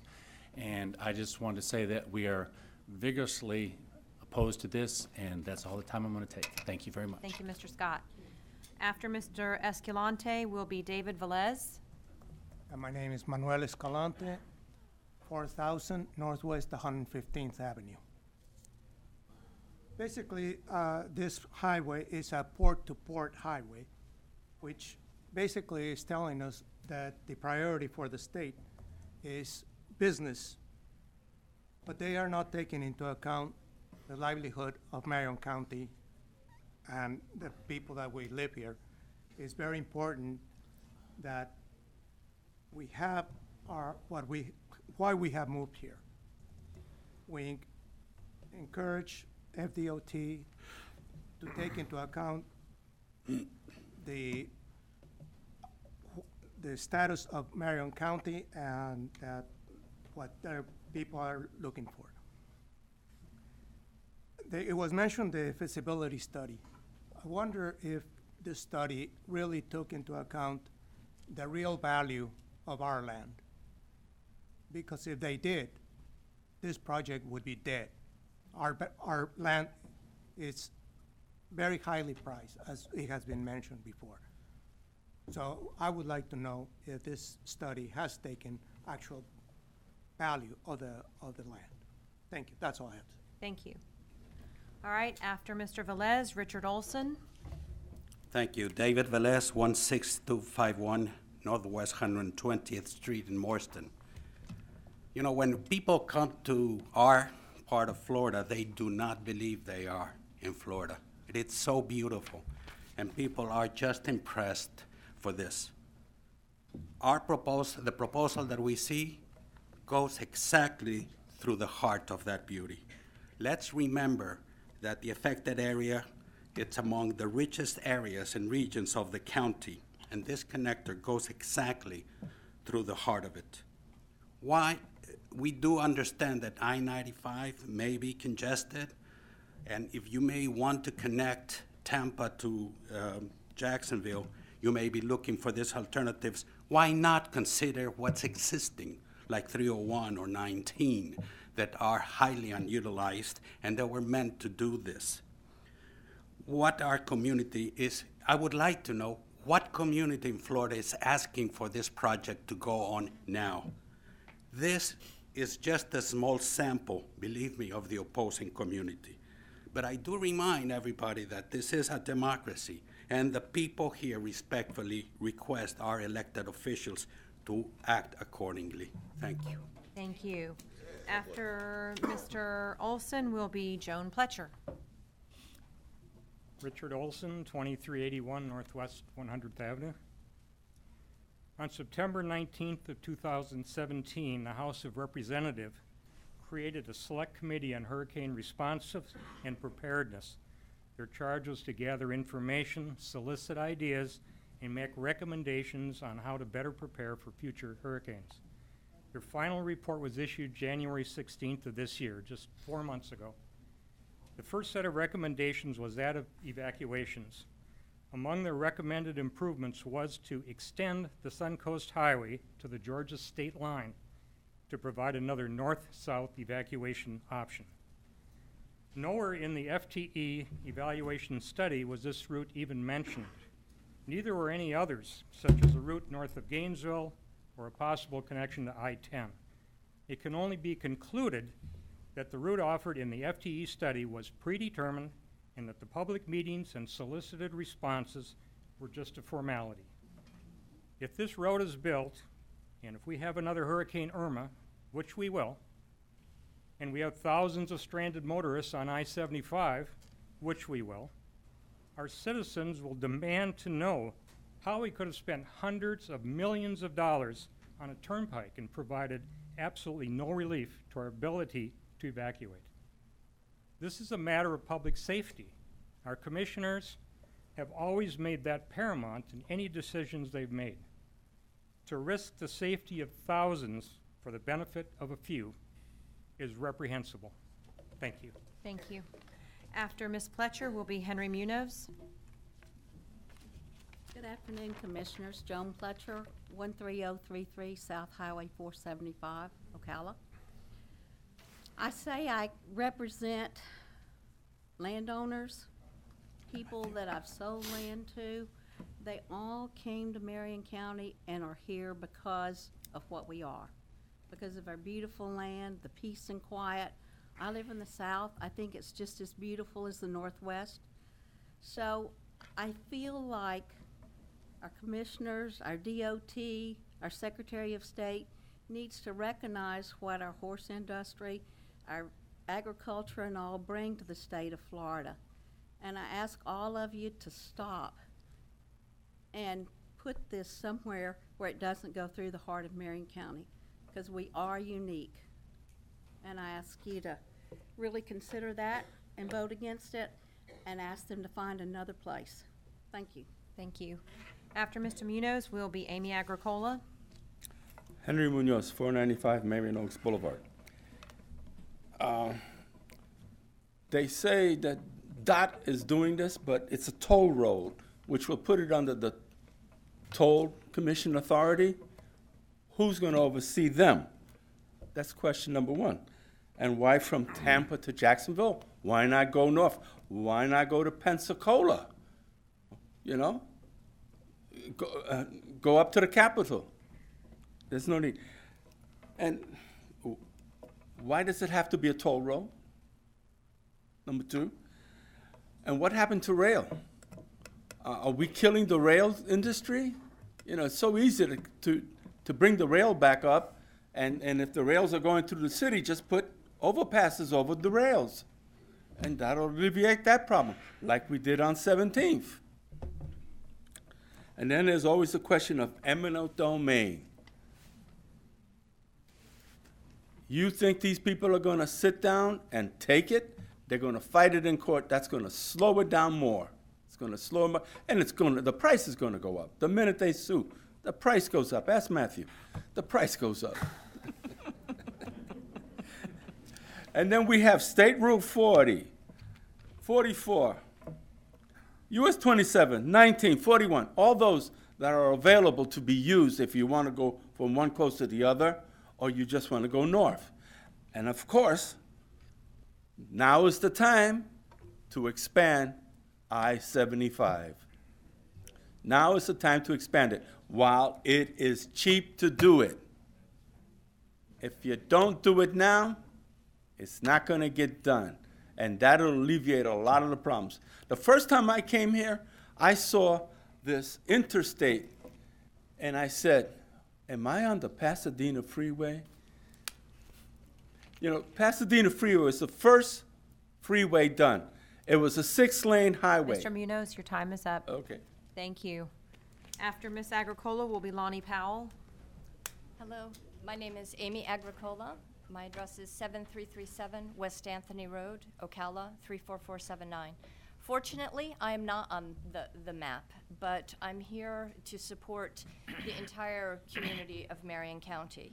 I do have a few questions that were raised during the presentation.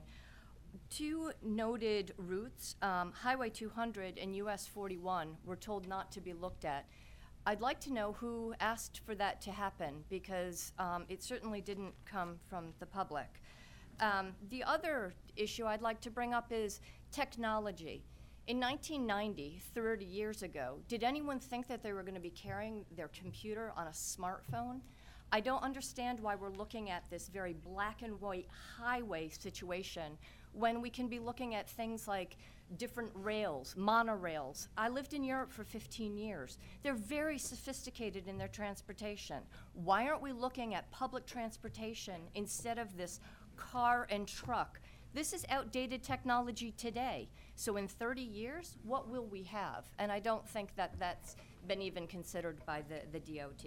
So right now, I would like to ask the commission to please, we don't want to have this in Marion County, and I'm sure other counties don't want it either. We'd like to be formally withdrawn from these studies to save the taxpayers' money.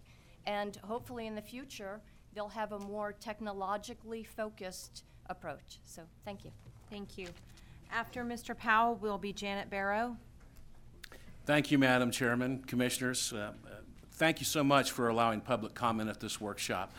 I am the Chief Executive Officer of the Florida Thoroughbred Breeders and Owners Association, address 801 Southwest 60th Avenue, Ocala, and also a proud resident of Denellen.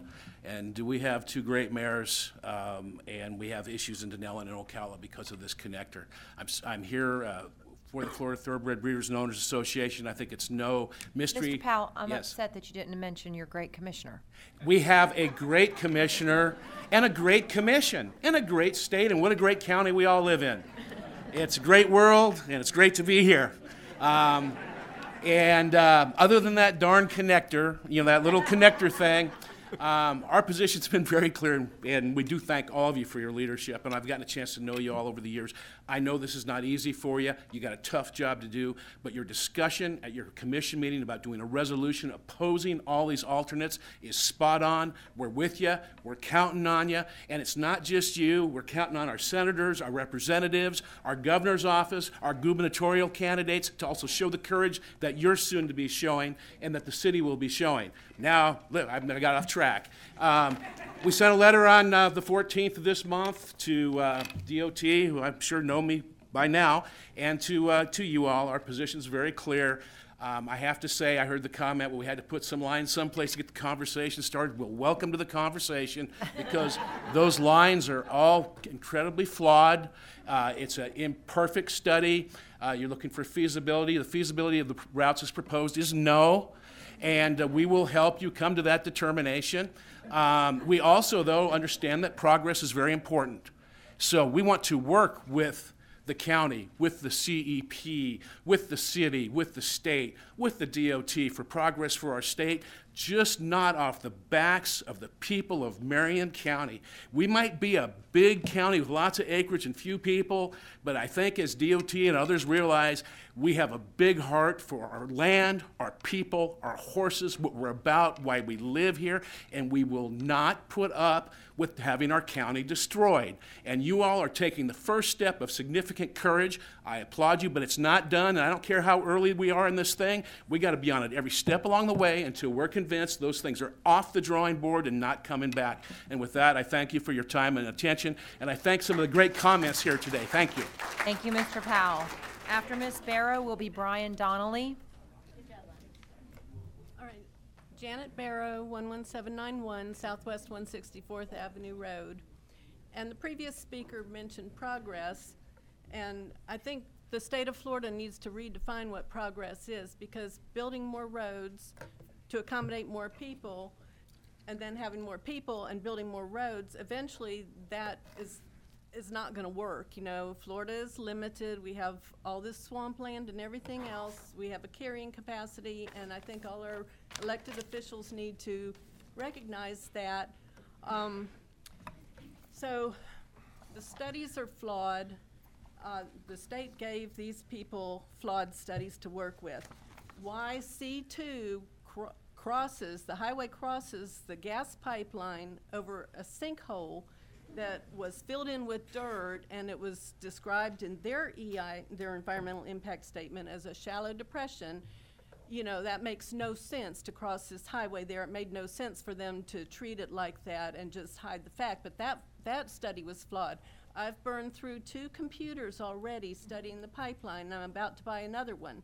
So I'm watching what the state and the federal government and local officials are doing. So, let's have some common sense and get a grip and keep Florida what we want it to be. No build. Thank you. Thank you. After Mr. Donnelly will be Charles Lee. Brian Donnelly, 7337 West Anthony Road, Ocala. It's important for FDOT to understand why the coastal connector is not for us. It does not fit with the goals and objectives of our master plan. Here is a copy of our road plan. It does not. We did what FDOT says to do. Improve our existing roads before building new ones. Let's all agree and support FDOT. It's important to know why Levy and Alachua County said no to this proposal. Here are both of their letters. I think you all need a copy of it. It's important we remember why we're all here. I have yet to find a person in this county who has said, I moved here for the road system. I can tell you, I have met a lot of people lately who have said they will leave because of this proposal. Let's be clear, highways and horses don't mix well. Highways and springs do not mix well. Highways and children's do not mix well. While I do admit that a bypass is needed when you have a coronary, this suggested bypass will give this county a coronary I don't think it can recover from, losing its lifeblood. So long as this proposal is on the table, our community is an unstable place from a business perspective. No one likes to invest in uncertainty. No one wants to buy property when they don't know if their house will be exit 22 or a turnpike or a part of a pipeline or a service plaza. This is not just about some road folks. This is about a taking, a right-of-way to allow anything to happen here. Stay the course, commissioners. Please follow our adopted plans. Protect our heritage and our future. Just say no. But maybe as equally important as that, let this be a wake-up call. Let's respond appropriately by developing a legal strategy that insulates us from this question ever again. A land bank, a trust Mr. where Donnelly, bits... I'm sorry, your time is up. Thank you, Madam Commissioner. Thank you. After Mr. Lee, Laura Berg. Madam Chairman, Charles Lee, Director of Advocacy, Audubon, Florida, 1101 Audubon Way, Maitland, Florida, and a member of the I-75 Relief Task Force. I ask you to do one thing, and that is to pass a resolution that pointedly requests Governor Rick Scott to direct that the Executive Director of the Florida Turnpike Enterprise discontinue this study. This study should not go further. And it's really important to understand the costs of simply the pendency of this study remaining in place. There are the costs of tax dollars to conduct the study. But more importantly, there are the costs to the lives of the people of Marion County who are being disrupted simply because the study is in progress. Look at all the people in this room from Marion County who could and should be at work today. They can't be because they're having to protect their lives. Help them to go back to work by asking the governor, who with one telephone call to the director of the Turnpike Enterprise can turn off the switch and cause this to go away. As a member of the I-75 Relief Task Force, it is important to note that throughout the presentation, the two brief mentions that were given by the Turnpike people here today, they did not tell you that the recommendation of the I-75 Relief Task Force was not to do what they're doing now. They did not tell you that if you look at this map, a number of the lines on the map were lines that were specifically looked at by our task force and specifically rejected. There's one thing you can do, that's ask Governor Scott to turn it off, to stop it. Please do that directly and straightforwardly in your resolution. Thank you very much. Thank you. Ladies and gentlemen, after Ms. Berg will be Annette. Okay, I've got one that's Plouffe. Okay, so then we'll have Doug Shearer. Go ahead, Ms. Berg. Hi, I'm Laura Berg. I live at 12391 Northwest 90th Avenue, Reddick, Florida. I live between 326 and 329 on the west side of 75. I just think this is a really poor area that they've decided to put this through. The congestion on I-75, 301, 441. 441 has just now been opened to all four lanes since the hurricane. It's been two-lane traffic ever since the hurricane because of all the water.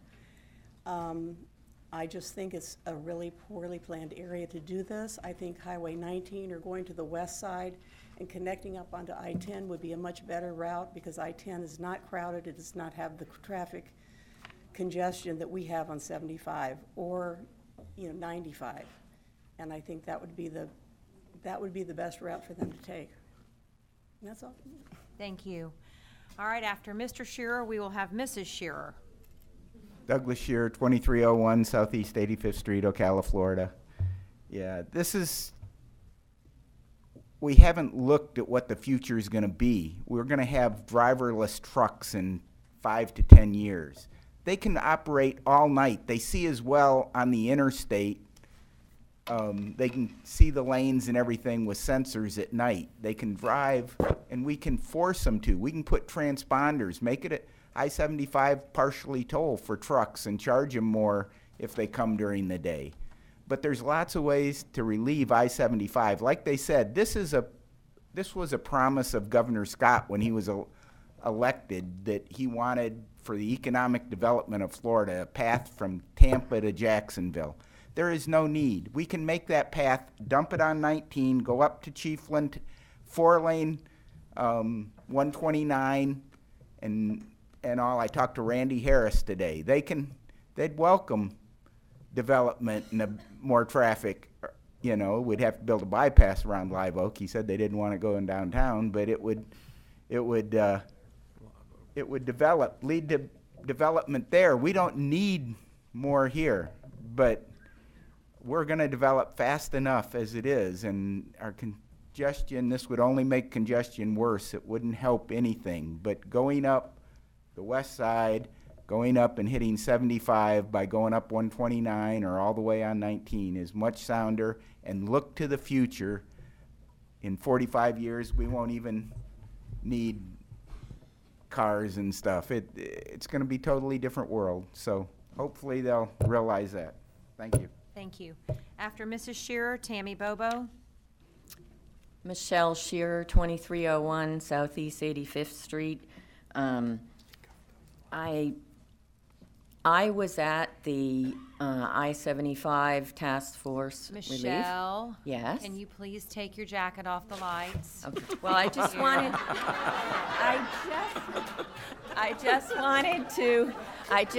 to show you that horses. I've seen this space. trick before. Your time's Okay. going to be over. Come Okay. on now. All right.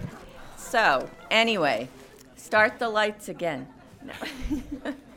But anyway, I love you all as people and commissioners, but I was at the I-75 Task Force Relief and also at the TPO meeting when Ms. Bolin presented. And I'm troubled that the brakes weren't put on it then. I'm troubled because Commissioner McLean was a commissioner then, and he was also on the task force. So this isn't like it was in the rumblings. And I just feel like we shouldn't be wasting our one more minute of time with this. Tell the governor, no, no, no, not anywhere in Marion County. That's all I have to say. Thank you. Thank you. After Miss Bobo will be Todd Wojcinski. Tammy Bobo, 4560 Northwest 90th Avenue, Ocala, obviously. I own the property located on the corner of US Highway 27 and Northwest 90th Avenue, which is the proposed sweet spot for the coastal connector with all 5 proposed routes intersecting through my entire farm and home. This farm is one of Marion County's first horse farms, established in the late 50s to the early 1960s. I'm not a public speaker, as we see. You're doing Today, fine. this farm is a landmark to the entire community, still functioning as a thoroughbred training center. Ocala, Florida is home to more than 600 thoroughbred horse farms, not to mention all the other breeds that encompass our area. Ocala, Florida is considered one of the many primary horse breeding areas in the world. The main residence of my farm, which was once a horse barn, has been converted into my beautiful 6,000 square foot plus home, sitting 193 feet above sea level. On any given day, you will find the public stopping to photograph this majestic farm. The infrastructure I have put into my facility is substantial, as many other farm owners in the Northwest Corridor have as well, implementing racetracks, which costs in excess of millions of dollars. Ocala, Florida is one of the 4 major horse racing centers in the world. Why? Because of the number 8 soil and the limestone springs, both of which are filled with minerals that enrich our native grass. The limestone-enriched minerals, especially the calcium, build strong bone and even stronger horses. Want proof? The last 2 Triple Crown winners, American Pharoah in 2015 and Affirmed in 1978, both learned how to be racehorses here in Marion County. These horses came from a mere 7 miles apart. Ocala, Florida has produced 45 national champions, 6 Kentucky Derby winners, 20 Breeders' Cup winners, and 6 Horses of the Year. Most recently, Ocala, Florida has been noted Ms. Bobo, I'm nursery sorry, your time is up. training ground to develop young horses. Thank you. All right, you can clap on that one. There was a lot of good history there. Sorry. We are awful proud of our horses. All right, I'm just going to say Todd. That's fine. And after Todd will be Bruce Borders. My name is Todd Wojciechowski. I'm with the Ocala Breeder Sales Company, 1701 Southwest 60th Avenue. First, I'd like to thank you guys for the opportunity to address this project, which has the potential to dramatically change the landscape of Marion County. Many people here today have spoke eloquently about the personal impact of it. I'm going to touch on a couple of the economic impacts as it applies to us. Just a little background. Ocala Breeder Sales is a thoroughbred auction company and feed mill. We've been in business here in Ocala for 40 years, and it is a center of commerce for the thoroughbred racehorse industry, as well as a marketing segment and tool for the state of Florida. I understand that they're in the data collection on this process, so I'm going to give them some data to think about. These are real numbers, not projections, but I can tell you since 2010, OBS has sold nearly 22,000 horses for over $1 billion. The vast majority of these horses were either raised or received their early training right here in Marion County. The recently concluded OBS April sale generated a record $69 million in sales in 4 days. And we are truly an international marketplace. Buyers that come to our sales represent 38 different countries and 49 states of the 50 in the U.S. Of those buyers, 80% of those buyers come from out of town. That means they come to our community, they invest in it, not only in town, but also in real estate as well. I mention all of this only as a partial demonstration of the importance of the horse industry to this area. We're only one faction of the horse industry. There's multiple disciplines and multiple breeds, and I think it's fair to say that the horse is a part of the identity in Marion County. Thank you. Thank you. After Mr. Borders will be Judy Etzler. Bruce Borders, Brantford, Florida. I drove 100 miles one way to get here today to say no.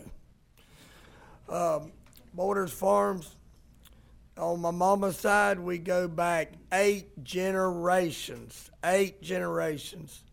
And that's all I know is farming and landscaping. The only time I ever left here was when I was in the military, did 4 years in the Navy. I'm proud to be a Vietnam veteran.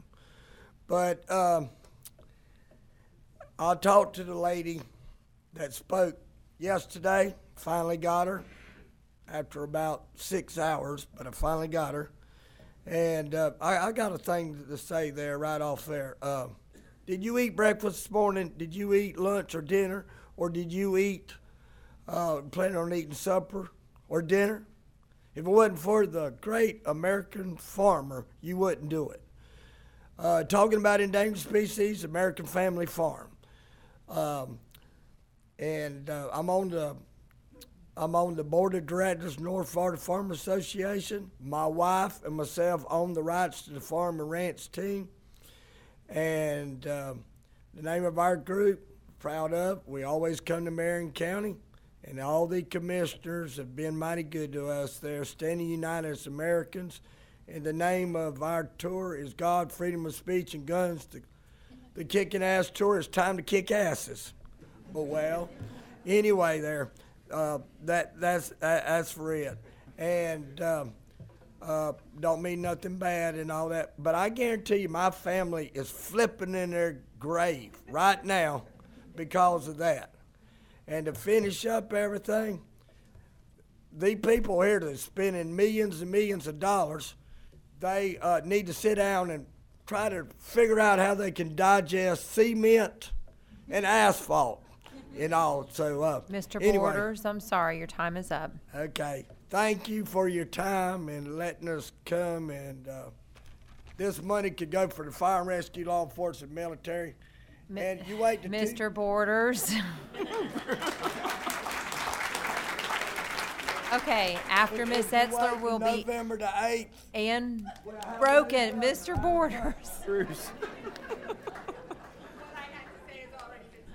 Thank you. All right, Ms. Broken is not going to speak, so after she's done will be David, or after Ms. Etzler will be David Tillman.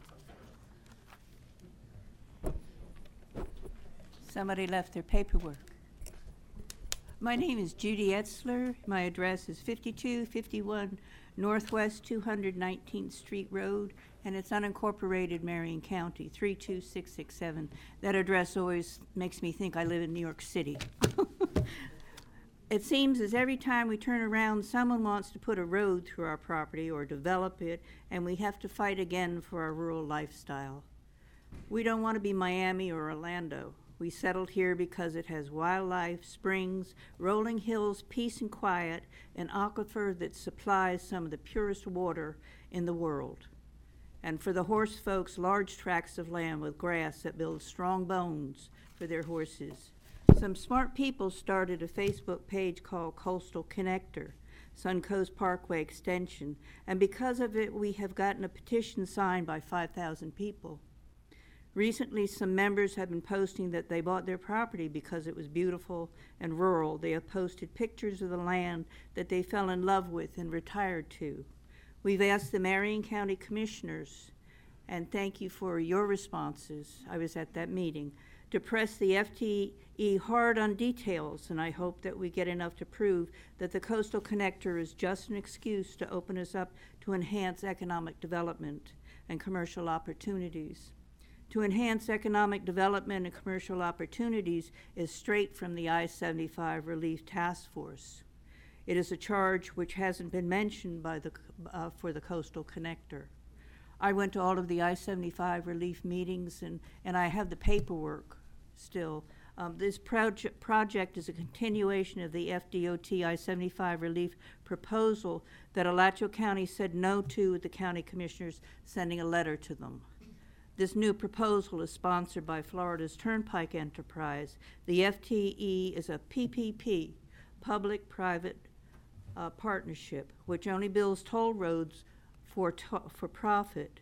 They sell bonds to pay for it and are nested within the Florida Department of Transportation. We resisted Plum Creek, Weyerhaeuser, Ms. Etzler, I'm sorry, your time is up. Okay, can Thank I give you a copy of this for You can give that to the clerk, yes, ma'am. Thank you, ma'am. Thank you. Okay, after Mr. Tillman will be Elaine, Vinson. Last name is Vinson. I think it says Elaine, I'm sorry. David Tillman, 1720 Southeast 16th Avenue, Building 100, Ocala, Florida. I'm actually here to speak in favor of a route through Marion County today. Now, you told me not to be afraid earlier, but there's a man in the back with a rope, and I'm pretty sure he's going to get me on the way out. But I want to finish that with saying, you know, I believe that there's a lot of economic opportunity for having this route come through Marion County.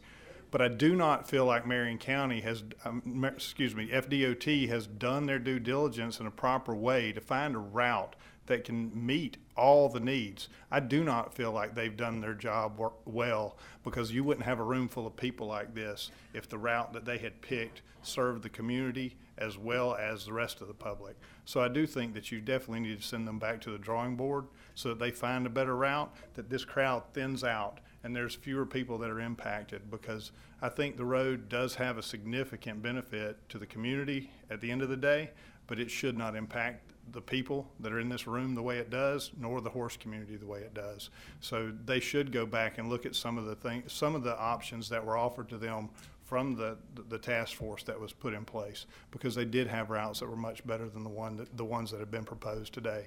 Thank you. Thank you. After Ms. Vinson will be Tony Beresford. Okay, my name is Elaine Vinson. My address is 6500 West Highway 326, which is 2 miles from the interstate. And the proposed route is supposedly taking 500 feet off the front of my property and putting me on an expressway. I think you people have never been on the 326 interchange when anything happens. It's a complete ball up of traffic there. How you can consider calling that an evacuation route is something I can't believe. 301 is too small, 75 is overcrowded, 441 just got lanes open from flooding. If you're trying to evacuate, go up the west coast and hit I-10. This area of Marion County is one of 3 in the world that has the right soil, the right lime texture for raising horses. We have Chantilly, France, we have Lexington, Kentucky, and we have Marion County. And that's something that should be considered. We have our farms are also recharge areas for the aquifer. I've never seen a highway be any recharge area. And we have sinkholes, we're prone to sinkholes. I watched coming down 75, and we have campers and trucks and things from Canada, from Michigan, from Ohio, from Wisconsin. Those people would all take the expressway if it went up to 19 to get down to Tampa. You let them figure out how to do that. I know when we were traveling, I would have gone the extra distance from 75 over to take an expressway to get off of the 75 traffic. That would alleviate a lot of traffic off of 75 if you had that alternative over there. And I think that I think you need to look at the areas and see. People come by my farm, they stop and ask, can they come and see the horses? We're 2 miles from 75, and they stop to see the horses. Thank you, Ms. Vinson. All right, after Mr. Beresford will be L. Pizzonia. Tony Beresford, 7015 Northwest 90th Avenue, Ocala. Delighted to see you, Commissioners, and I'm glad you're supporting the thing. One gentleman touched on this subject from a different angle. This whole process appears to go back to about 1980, when the decision was to try and develop some sort of road, not necessarily a toll road, between Tampa and Jacksonville. And the consultants have been given that as their directive. I still think that needs to be in place. But if we look back in the history, over and over again, this same process has been proposed. Back in 2008, it was a very similar process. Put a toll road right through the heart of Marion County, come out on 326, and pick up 301 on the other side of 75. And 301 would be the proposed route into Jacksonville. So this thing keeps on coming up over and over and over again. It's never going away. Maybe we need this idea of the governor stepping in and saying, you know, take a hike. Or maybe it's got to be Putnam if he becomes the new governor. But we're fighting a process that was set in place back in 1980, and we're not winning. We still seem to be losing all the time, or coming back to the same thing. We need something that cuts this off once and for all, like Nixon cut off the canal. Thank you. Thank you. After Ms. Pizzonia will be Louise Coates. Hello, my name is Linda Pizzonia, and I live at 8000 West Highway 326. This greatly affects our business, our farm, our way of life. We are ground zero to this toll road. let me tell you a little bit about us, and I am a native Floridian. I came from Palm Beach. We settled in Sarasota, Florida. We lived there approximately 19 years, and we wanted to search a new place to raise our horses. We looked throughout the state of Florida in this search. It took us 4 to 5 years. We finally wound up in Marion County. It was heaven on earth. It was over the rainbow, and we knew we wanted to locate and raise our family here because it was totally different than any other county in the state that we had seen. So we were blessed. We found our property.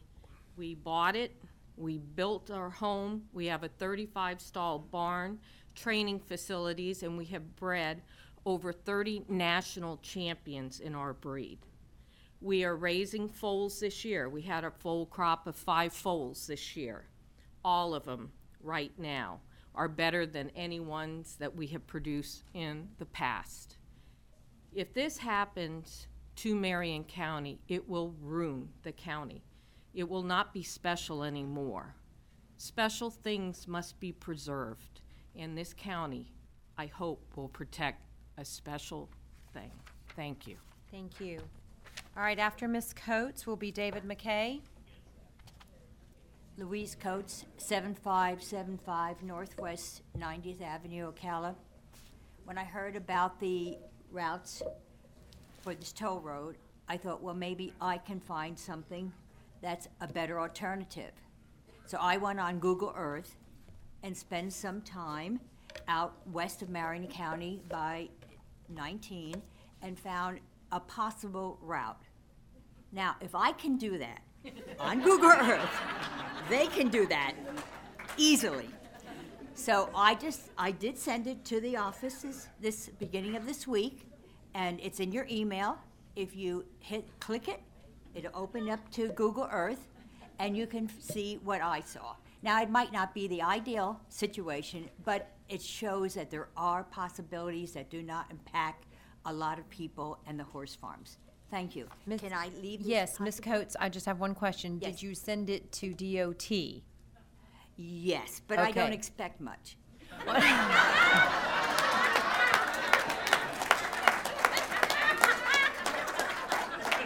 Okay.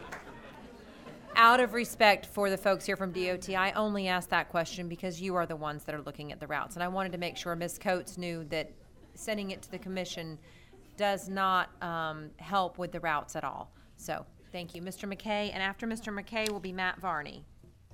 David McKay, 2801 Southwest College Road, Ocala. I'm here appearing on behalf of Charlotte Weber, owner of Live Oak Plantation. I submitted a letter earlier this week to Ms. Bolin and to the David Cook, the engineer, as well as copied the commissioners, pointing out the significant impact, adverse impact, I should say, of this proposed corridors, specifically the C2 and D1 to that farm. Those two corridors both would bisect the farm from one end to the other. I provided additional support statistics as to the economic impact that that particular farm has in Marion County. It's a very large operation and it has a very large impact.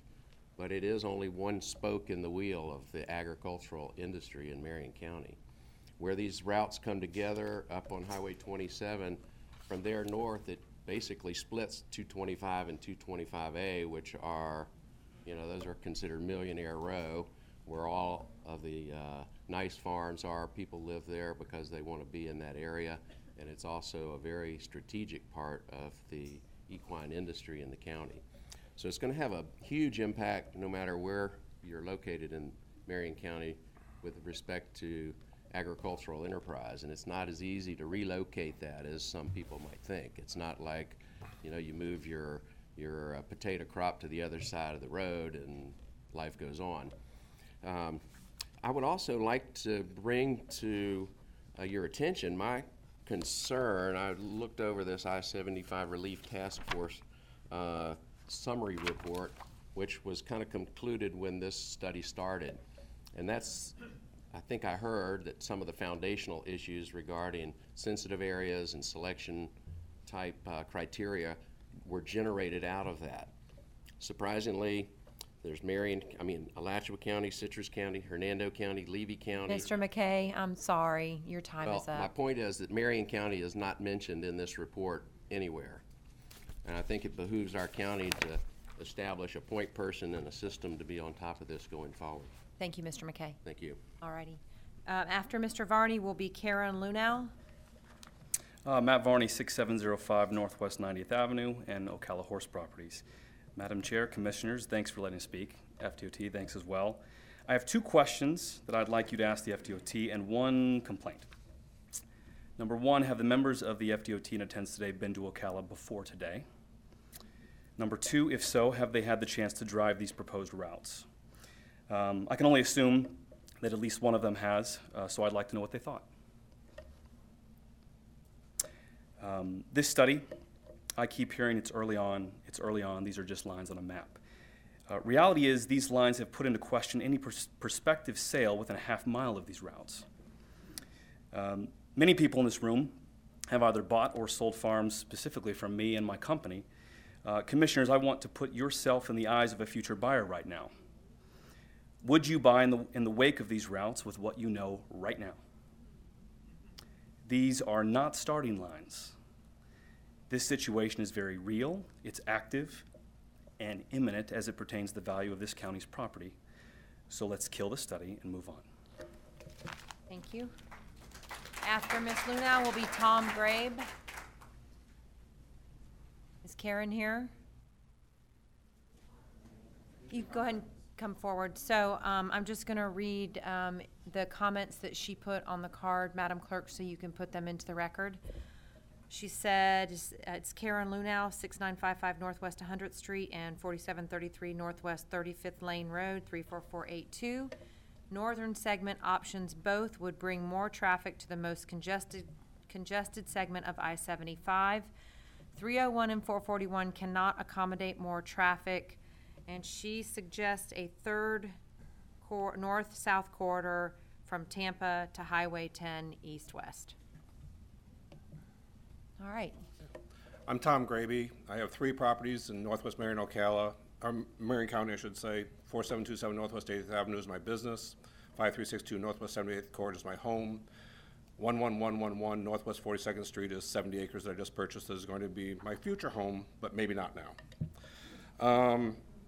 The first thing that was pertinent that I thought was interesting that Ms. Boland spoke to was the fact that she said they were planning for the future. And I think that's wonderful. And I know we're not supposed to speak to them, but that's exactly who I'm speaking to today. While they're planning for the future, what are we supposed to do? I've got plans for homes, for a barn, for a farm that's on hold now. I've stopped my architect cold because I can't plan for the future now. And they're telling me 27 years from now, maybe I'll have an answer. So what are we supposed to do in the meantime while these people are planning our future? The next thing is, she said the PDE for the initial part of this took 4 years. I noticed this is taking 2 years. She says it's going to take 27 years. Are we going to cut that in half? Is it going to be 10 years? Mr. Varney brought up an excellent point. Let's say that I want to get out of here and move to Tallahassee or move to Indiana or somewhere else. How do I sell my property now, since one of my properties, it traverses the entire piece of the property? The other 2 properties I own fall within a quarter mile of the line on Northwest 90th. What do I do? Do I just dump them and move on? So that's one thing that's very important to me. The other thing is, they say these routes aren't set in stone. My question is, how do they refine the routes? The next step of this process is refining the routes. How do they refine routes that they don't have? They aren't set in stone. If they could be eliminated, then how are they going to refine something that isn't already pre-planned? Finally, I have a couple of comments, and I'm going to get out of here. The first thing is, this is nothing more, as they've stated, than a corridor between Tampa and Jacksonville. The question is, do we want Ocala to become a destination, or to remain a destination, or to become a pit stop between Tampa and Jacksonville? Do we want it to be full of truck stops and fast food joints and everything else for the people that are trying to get from point A to point B, or do we want them to come here to Marion County because they want to be here to join us? Mr. Graby, I'm sorry, your time is up. Thank you. Okay, Ladies and gentlemen, that is all. We are actually, I went a little longer, but I gave everyone, I'm sorry, no more speakers. We're done. You had, ma'am, I'm really sorry. We had set parameters. You had to sign up before the meeting, and we had an hour. Ma'am. Ma'am, ma'am, I appreciate your comment, or I appreciate what you're saying, but if I open it up to you, I have to open it up to everyone else. But thank you for being with us today. Okay. Ladies and gentlemen, no, no, no. Okay, we're going to take about a 5-minute recess before we go into the rest of our meeting. Oh, great.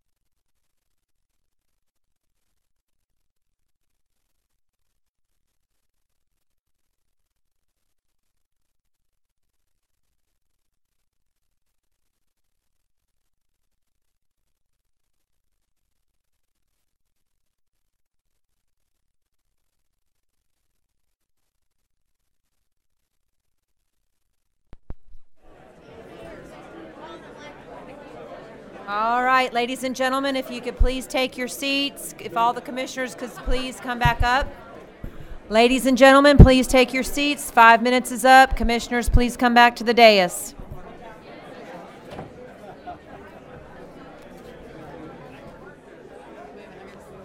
Fellow commissioners are not listening. I know. Come on, Commissioner Stone.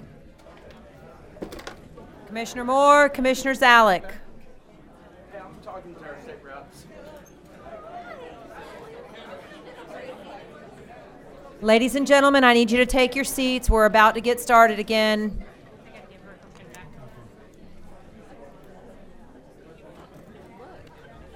All right, so we're going to go ahead and get Thank you. You're started. wonderful. We're good. All right, I'm going to go ahead and ask the folks from FDOT to come back to the podium because I think we had some questions that were asked that you can probably answer, and I'm sure that commissioners might have a few more questions as well. And just so we can clear up some of the things that are possibly floating around out there, Ms. Hunt asked a question as far as why was the choke point of Highway 27 and Northwest 90th Avenue chosen?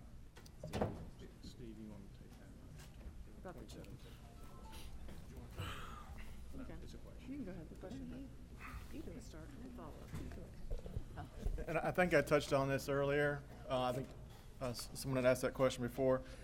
Again, that area of 27, the reason that we chose that location initially was because of the traffic, the existing and the future traffic that we looked at.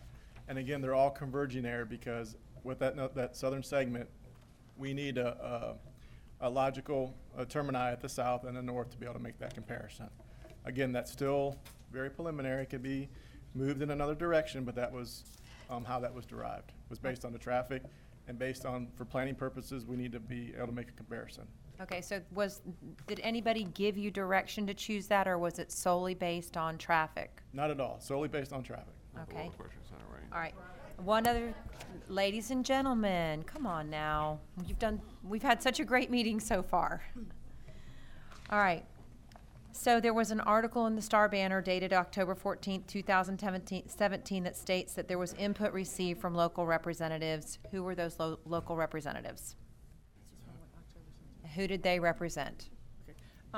We had met with some of the staff at Marion County, Citrus County, and the cities of Dunellen, Crystal River, and Inverness. It was staff level. And then when they may say input, we received input from the public at those meetings too as well. Okay. And I think she had one other question was, were any of the routes chosen to support any economic development projects that are going on in Marion County at this time?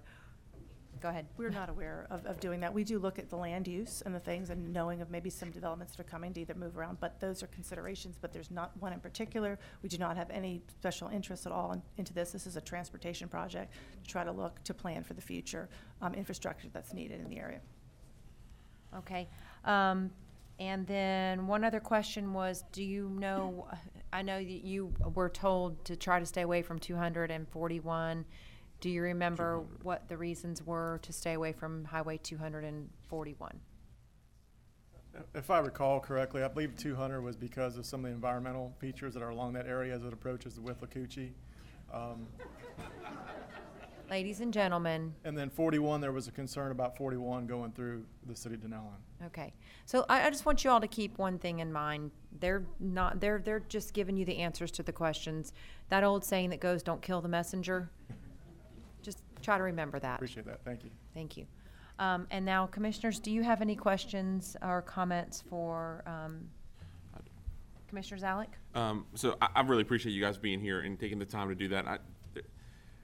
Sometimes our job's really tough. Today, I apologize. Your job's really tough. There's no doubt about it. But I really do appreciate you taking the time. That from everything I heard, you guys are very flexible, and we really appreciate that. So my request would be that we really do stop these routes, because at this point I think that it really puts a choke collar, if you will, on the horse industry. I understand that you have to study routes. I understand that you'll always be studying routes, that there's no way we study routes at the county. I mean, we're always trying to figure out how to move people around in the most efficient and effective manner, and I know that that's what you're trying to do. I do understand that. But I hope that you'll take our consideration in that we have a unique industry in the horse farms, that we have a treasure not for just Marion County but for the state of Florida, and that we would ask that we take that into account and that we don't run something through the middle, because we personally know how difficult it is to work around a great asset we have in I-75. But crossing that thing, moving around that thing, the way it probably cut off farms in the 50s or 40s or whenever it was built, is a real issue. And it's become a very huge asset, but we also know what develops around it. And it would change the way people move, the way horses move, the way the farms move. And it's something I would certainly love to sit down and try to figure out, if it had to go through Marion County, what is the best route to go through Marion County that doesn't impact our horse farms in those ways. And maybe we really, I know that you want to look at a new corridor, but maybe there are some existing corridors with a whole lot better options for us. So I would request that we take these options off the table. Thank you. And I would just add to that, that yes, we would love to work with staff and yourselves to come up with perhaps another corridor that's different than what you've seen today that maybe is better suited. So we are certainly open. Again, we've said we're here. No, I appreciate that flexibility, because it means a lot to us that we can work together on something that doesn't choke off our farms. Commissioner Moore? Okay, just I gave another history lesson about Fort King, but I was raised in a town called Crest River, which is 19. Growing up, we always knew that something like this was going to go through the heart of, go up 19, going to hit Lebanon Station and cut over and go up through Alachua County. Now Levy County and Alachua County says no, so now it's our problem, which I don't think is right, that we should have a problem because those two say no. What if we say no, does it become their problem again? Because actually the most logical way was what they had back in the 80s, where it ran up into Levy County, and either at Trenton or at Lebanon Station, it cut over. That's the most logical route. I would recommend revisiting some of the logical routes and going for what's logical, because going through the heart of horse country is not logical. Or the other route would be take you over to the east and run up the east through where it's all publicly owned lands, but then you're going to have some environmental considerations. You have environmental considerations if you go through the heart of horse country. But I would just recommend doing that, because if we say no, okay, now Citrus County is the only one that said yes, you're stopped. Just saying. So I would really encourage you all to look at going back up 19 if you would. Commissioner Gold? I'll be short. That was pretty much the same thing I had. I went and pulled the maps of Highway 19, and have you been able to look at, I know gentleman in the middle, have you been able to look at 19? Is there anything that you see, or it's not that in depth yet to be able to see? And we appreciate your input, and and it's something we can take into consideration as part of the study. But the initial study was looking really more of the Tampa to Jacksonville. The 19 straight up, it is a longer route up. If you're going to try to get to Jacksonville, you go up to 10 and then over, or 19 starts to veer to the west. It's a little bit counterintuitive. If you're trying to go from Tampa to Jacksonville, that goes off to the west. But that was something I know that the Hurricane Evacuation Committee with the legislature had asked to look at, but eventually there was going to be a study looking straight up 19 or north up to 10, but it was vetoed recently, so that study stopped. But we can take these things into consideration. Unless my really DOT counterparts would like to answer that question. I mean, I really appreciate it. When you look at the map, I know it has a slight shift to the west, but it's not as significant as what I thought when it did. But that's why I'm asking the same thing. Just look at 19, as the mayor said, and Commissioner Moore and others have said. So, thank you. Yeah, I think that's possible, so. Thank you. Thank you. Commissioner Stone. And that was something that also been mentioned in a lot of the comments as well. Thank you, sir. I believe Commissioner Stone has a question. Well, thank you. Actually, I certainly appreciate your flexibility, and thank you for the conversation that I had with you, Mr. Cook, prior to this, which gave me some ease walking in here to understand that you all are here to listen. And I think you're hearing loud and clear. But I do have a question that Mr. Graby brought up. How do you refine what you don't have, since these are really very non-committed lines? So what do you do next? Right, I think what the intent of that, and I'll look at Becky for if she has anything to add, but Mr. Cook, can you adjust the microphone? Thank you. Is that better? That's better. Part of it was where those corridors are, refinement would be looking at adjusting them maybe east or west of where they are today in the general area of where they are. I think from what you've been hearing today, a lot of folks are certainly not in favor of that at all. But that was the refinement, was looking at an existing corridor and perhaps shifting it maybe 500 or 1,000 feet, quarter mile one way. Ladies and gentlemen. Or the other. Again, we hear what you're saying, and we're listening, and we're going to look at the alternatives, and hopefully we can work with your staff to come up with something, a solution that's workable for everyone. Okay, Is so, that- Does that, well, you've answered my question. I just want to add this. My name is Henry Pinzon, and I'm the Turnpike Environmental Management Engineer. And what we're seeing here is the input that we receive is very important. We appreciate the input from you and from the public today. I think what we hear is that those corridors are you have a lot of concern with those corridors. So we're going back to the drawing table and come up with new ideas. The plan is to meet with your staff and with the city and the county staff and coming up with a better solution. We may consider pieces of that or maybe not, but we may be able to work these together and come up with a better solution for this planning level study. So the input from staff will come from us. And my direction to staff is these routes cannot be considered at all, period. So your 500 and 300-foot variances will Don't not go. work for this. Refinement means I want them erased, totally.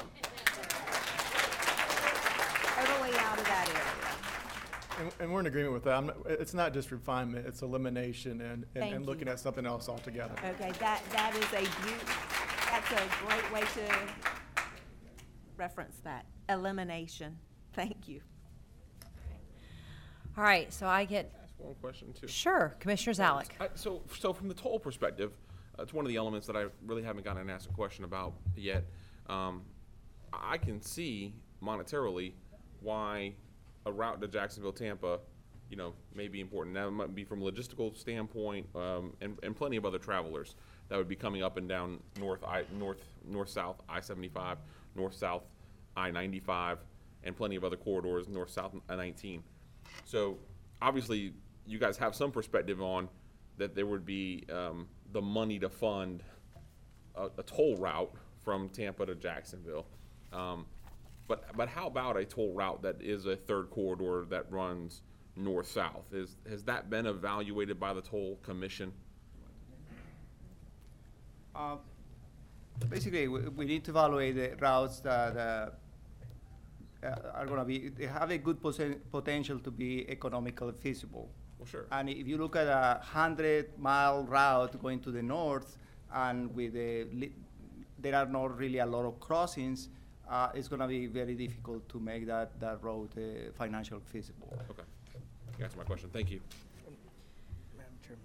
Commissioner Moore. Amy Agricola brought up about monorail, which is used in Europe. I know in the Philippines they have what's called LRT, but it's light something, but it's something rail transit or something. I forget what LRT stands for, but it's similar to a monorail system. Have you all considered a monorail system that runs, that route instead of running the trucks? Because like the other with self-driving vehicles and everything, by the time this comes around, roads are going to eventually be obsolete because there's going to be better transportation ways. So back to her question, have you considered monorail instead? As part of the I-75 Relief Task Force, there was some recommendations to look at some rail studies, and there is a study ongoing right now that the Florida Department of Transportation out of Tallahassee has been performing, looking at some of the existing rail corridors and some other rail options. Rail is not part of the turnpike portion of the Florida Department of Transportation. We can't speak specifically for that, but there is a study that's going on, and we can certainly get you in touch with the folks that are working on that study. Okay. Any other questions or comments? Well, one other. Go ahead. Because the other is, generally whenever, they've done things before, like Gainesville, major roads run past the airline hubs where you have the air transit, We have Denellen, there's a small airport, Ocala has a small airport, Williston has a regional airport. So my question would be, why wouldn't something like this go over towards the regional airport and away from the other areas? A lot of it would be based on what the future traffic projections are showing and where the source is. You talk about the O&D the origin and destination. Where are people coming from and where are you trying to go to? Those are things that are taken into consideration. I don't have specific information about that, but that is something that would be a consideration. Where are people coming from and where are they going to? Okay, because like with the regional, you know, because here in Marion County, what makes our airline industry, if you want to say it's not really airline, what makes it so valuable is the air freight is all horses. If you want to see, you know, like I was at the Ocala airport, there's a plane sitting out there that made, you know, Air Force One look like chump change. And it was an Arab sheik that was buying 10 horses from OBS, and his horses fly in more style than the President of the United States. So, I mean, that just tells you what level you're dealing with, so that's why we're so opposed to it going through horse country. Done? Yes, ma'am. All right. Commissioners, do you have any other comments or questions? Okay, so I have a couple of things here. First of all, I do thank you for coming in today and presenting, and I thank you for listening to our constituents, the citizens of Marion County, and their concerns. I think it's very, very evident that they are very, very concerned about what's happening within our community, and especially the northwest and western part of our community. Our agricultural community encompasses a lot of different things, as you've heard today. It encompasses farming, it encompasses the thoroughbred industry, and it doesn't just encompass northwest Marion County, it encompasses the entire county, and the routes that you proposed do go through northwest Marion County and through western Marion County, which are both represented by Commissioner Stone and I. I think that what we are asking is for an elimination of all of the proposed routes. We have, ladies and gentlemen, we have started to prepare a resolution that have given copies to my board, and we are more than likely going to have it on our next agenda because we are in a workshop. We can't take action. But that resolution, I would like to have a copy of that forwarded to FDOT as well so that they can see what's in it. But it talks a lot about the impacts that this would bring to Marion County and specifically to the citizens that we've talked about today. I would ask that you take that into consideration quickly and that you quickly come out publicly and let it be known that you are no longer considering the routes that have been proposed. Because as you have heard here, these proposed routes do affect people's lives and they do affect their plans. And it puts them, it does affect real estate sales because as a realtor, myself, I do know that if you know something like that is planned in your backyard and you're trying to sell your property, you have to disclose that. So there are some valid points with that. And then also as far as people investing more into our community, this does make a difference. I want to talk to my board real quick about the resolution. We handed a copy of it to each of you before we left. I am going to ask that you do look that over. If there's anything that you would like to have added to that before our next meeting, which will be the first Tuesday of June, which is where I'm going to ask staff to have this prepared and have it put on that meeting agenda. So if you have any questions or suggestions at this time, let it be known, and if you need to take it home and take a look at it and do some emailing, but for the public, this will be on, if I have board consensus, Yes. This will be on our agenda on the 1st of June. Yes, ma'am. I am in agreement with that. Okay. Go ahead. I've already sent some of my input to Mr. Mentor after he sent it out earlier today. I would also like to ask that we go back to what came out of, or what the I-75 relief task force was talking about. And there was a route in there that I think made a lot of sense that didn't impact the folks like it impacts the folks of Marion County now. I would personally ask that you go back and take another look at that. So, and with that said, again, let me express my sincere thanks for you coming today. As you've just learned, and I know that you see this at some of your different things, you get involved in projects, but our job is not always easy, and today your job was not easy. And I would hope that the folks here would also thank them before you leave today for coming and participating with us.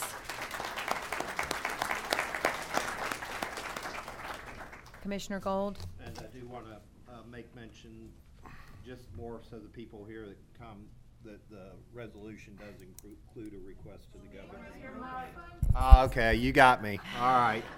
All right. You know, I never hear that any other time. Usually. I just wanted to make a mention, mostly for the people that are here, that part of the resolution does include a request to the governor, and I think it's pretty clear, and I applaud that being in there. So thank you. Thank you. That better? Commissioners, do you have anything else to say? Just thank you again for your flexibility and hearing us, and I look forward to your formal elimination of these routes. All right. With that, if we have no other business today, we will be adjourned. Thank you.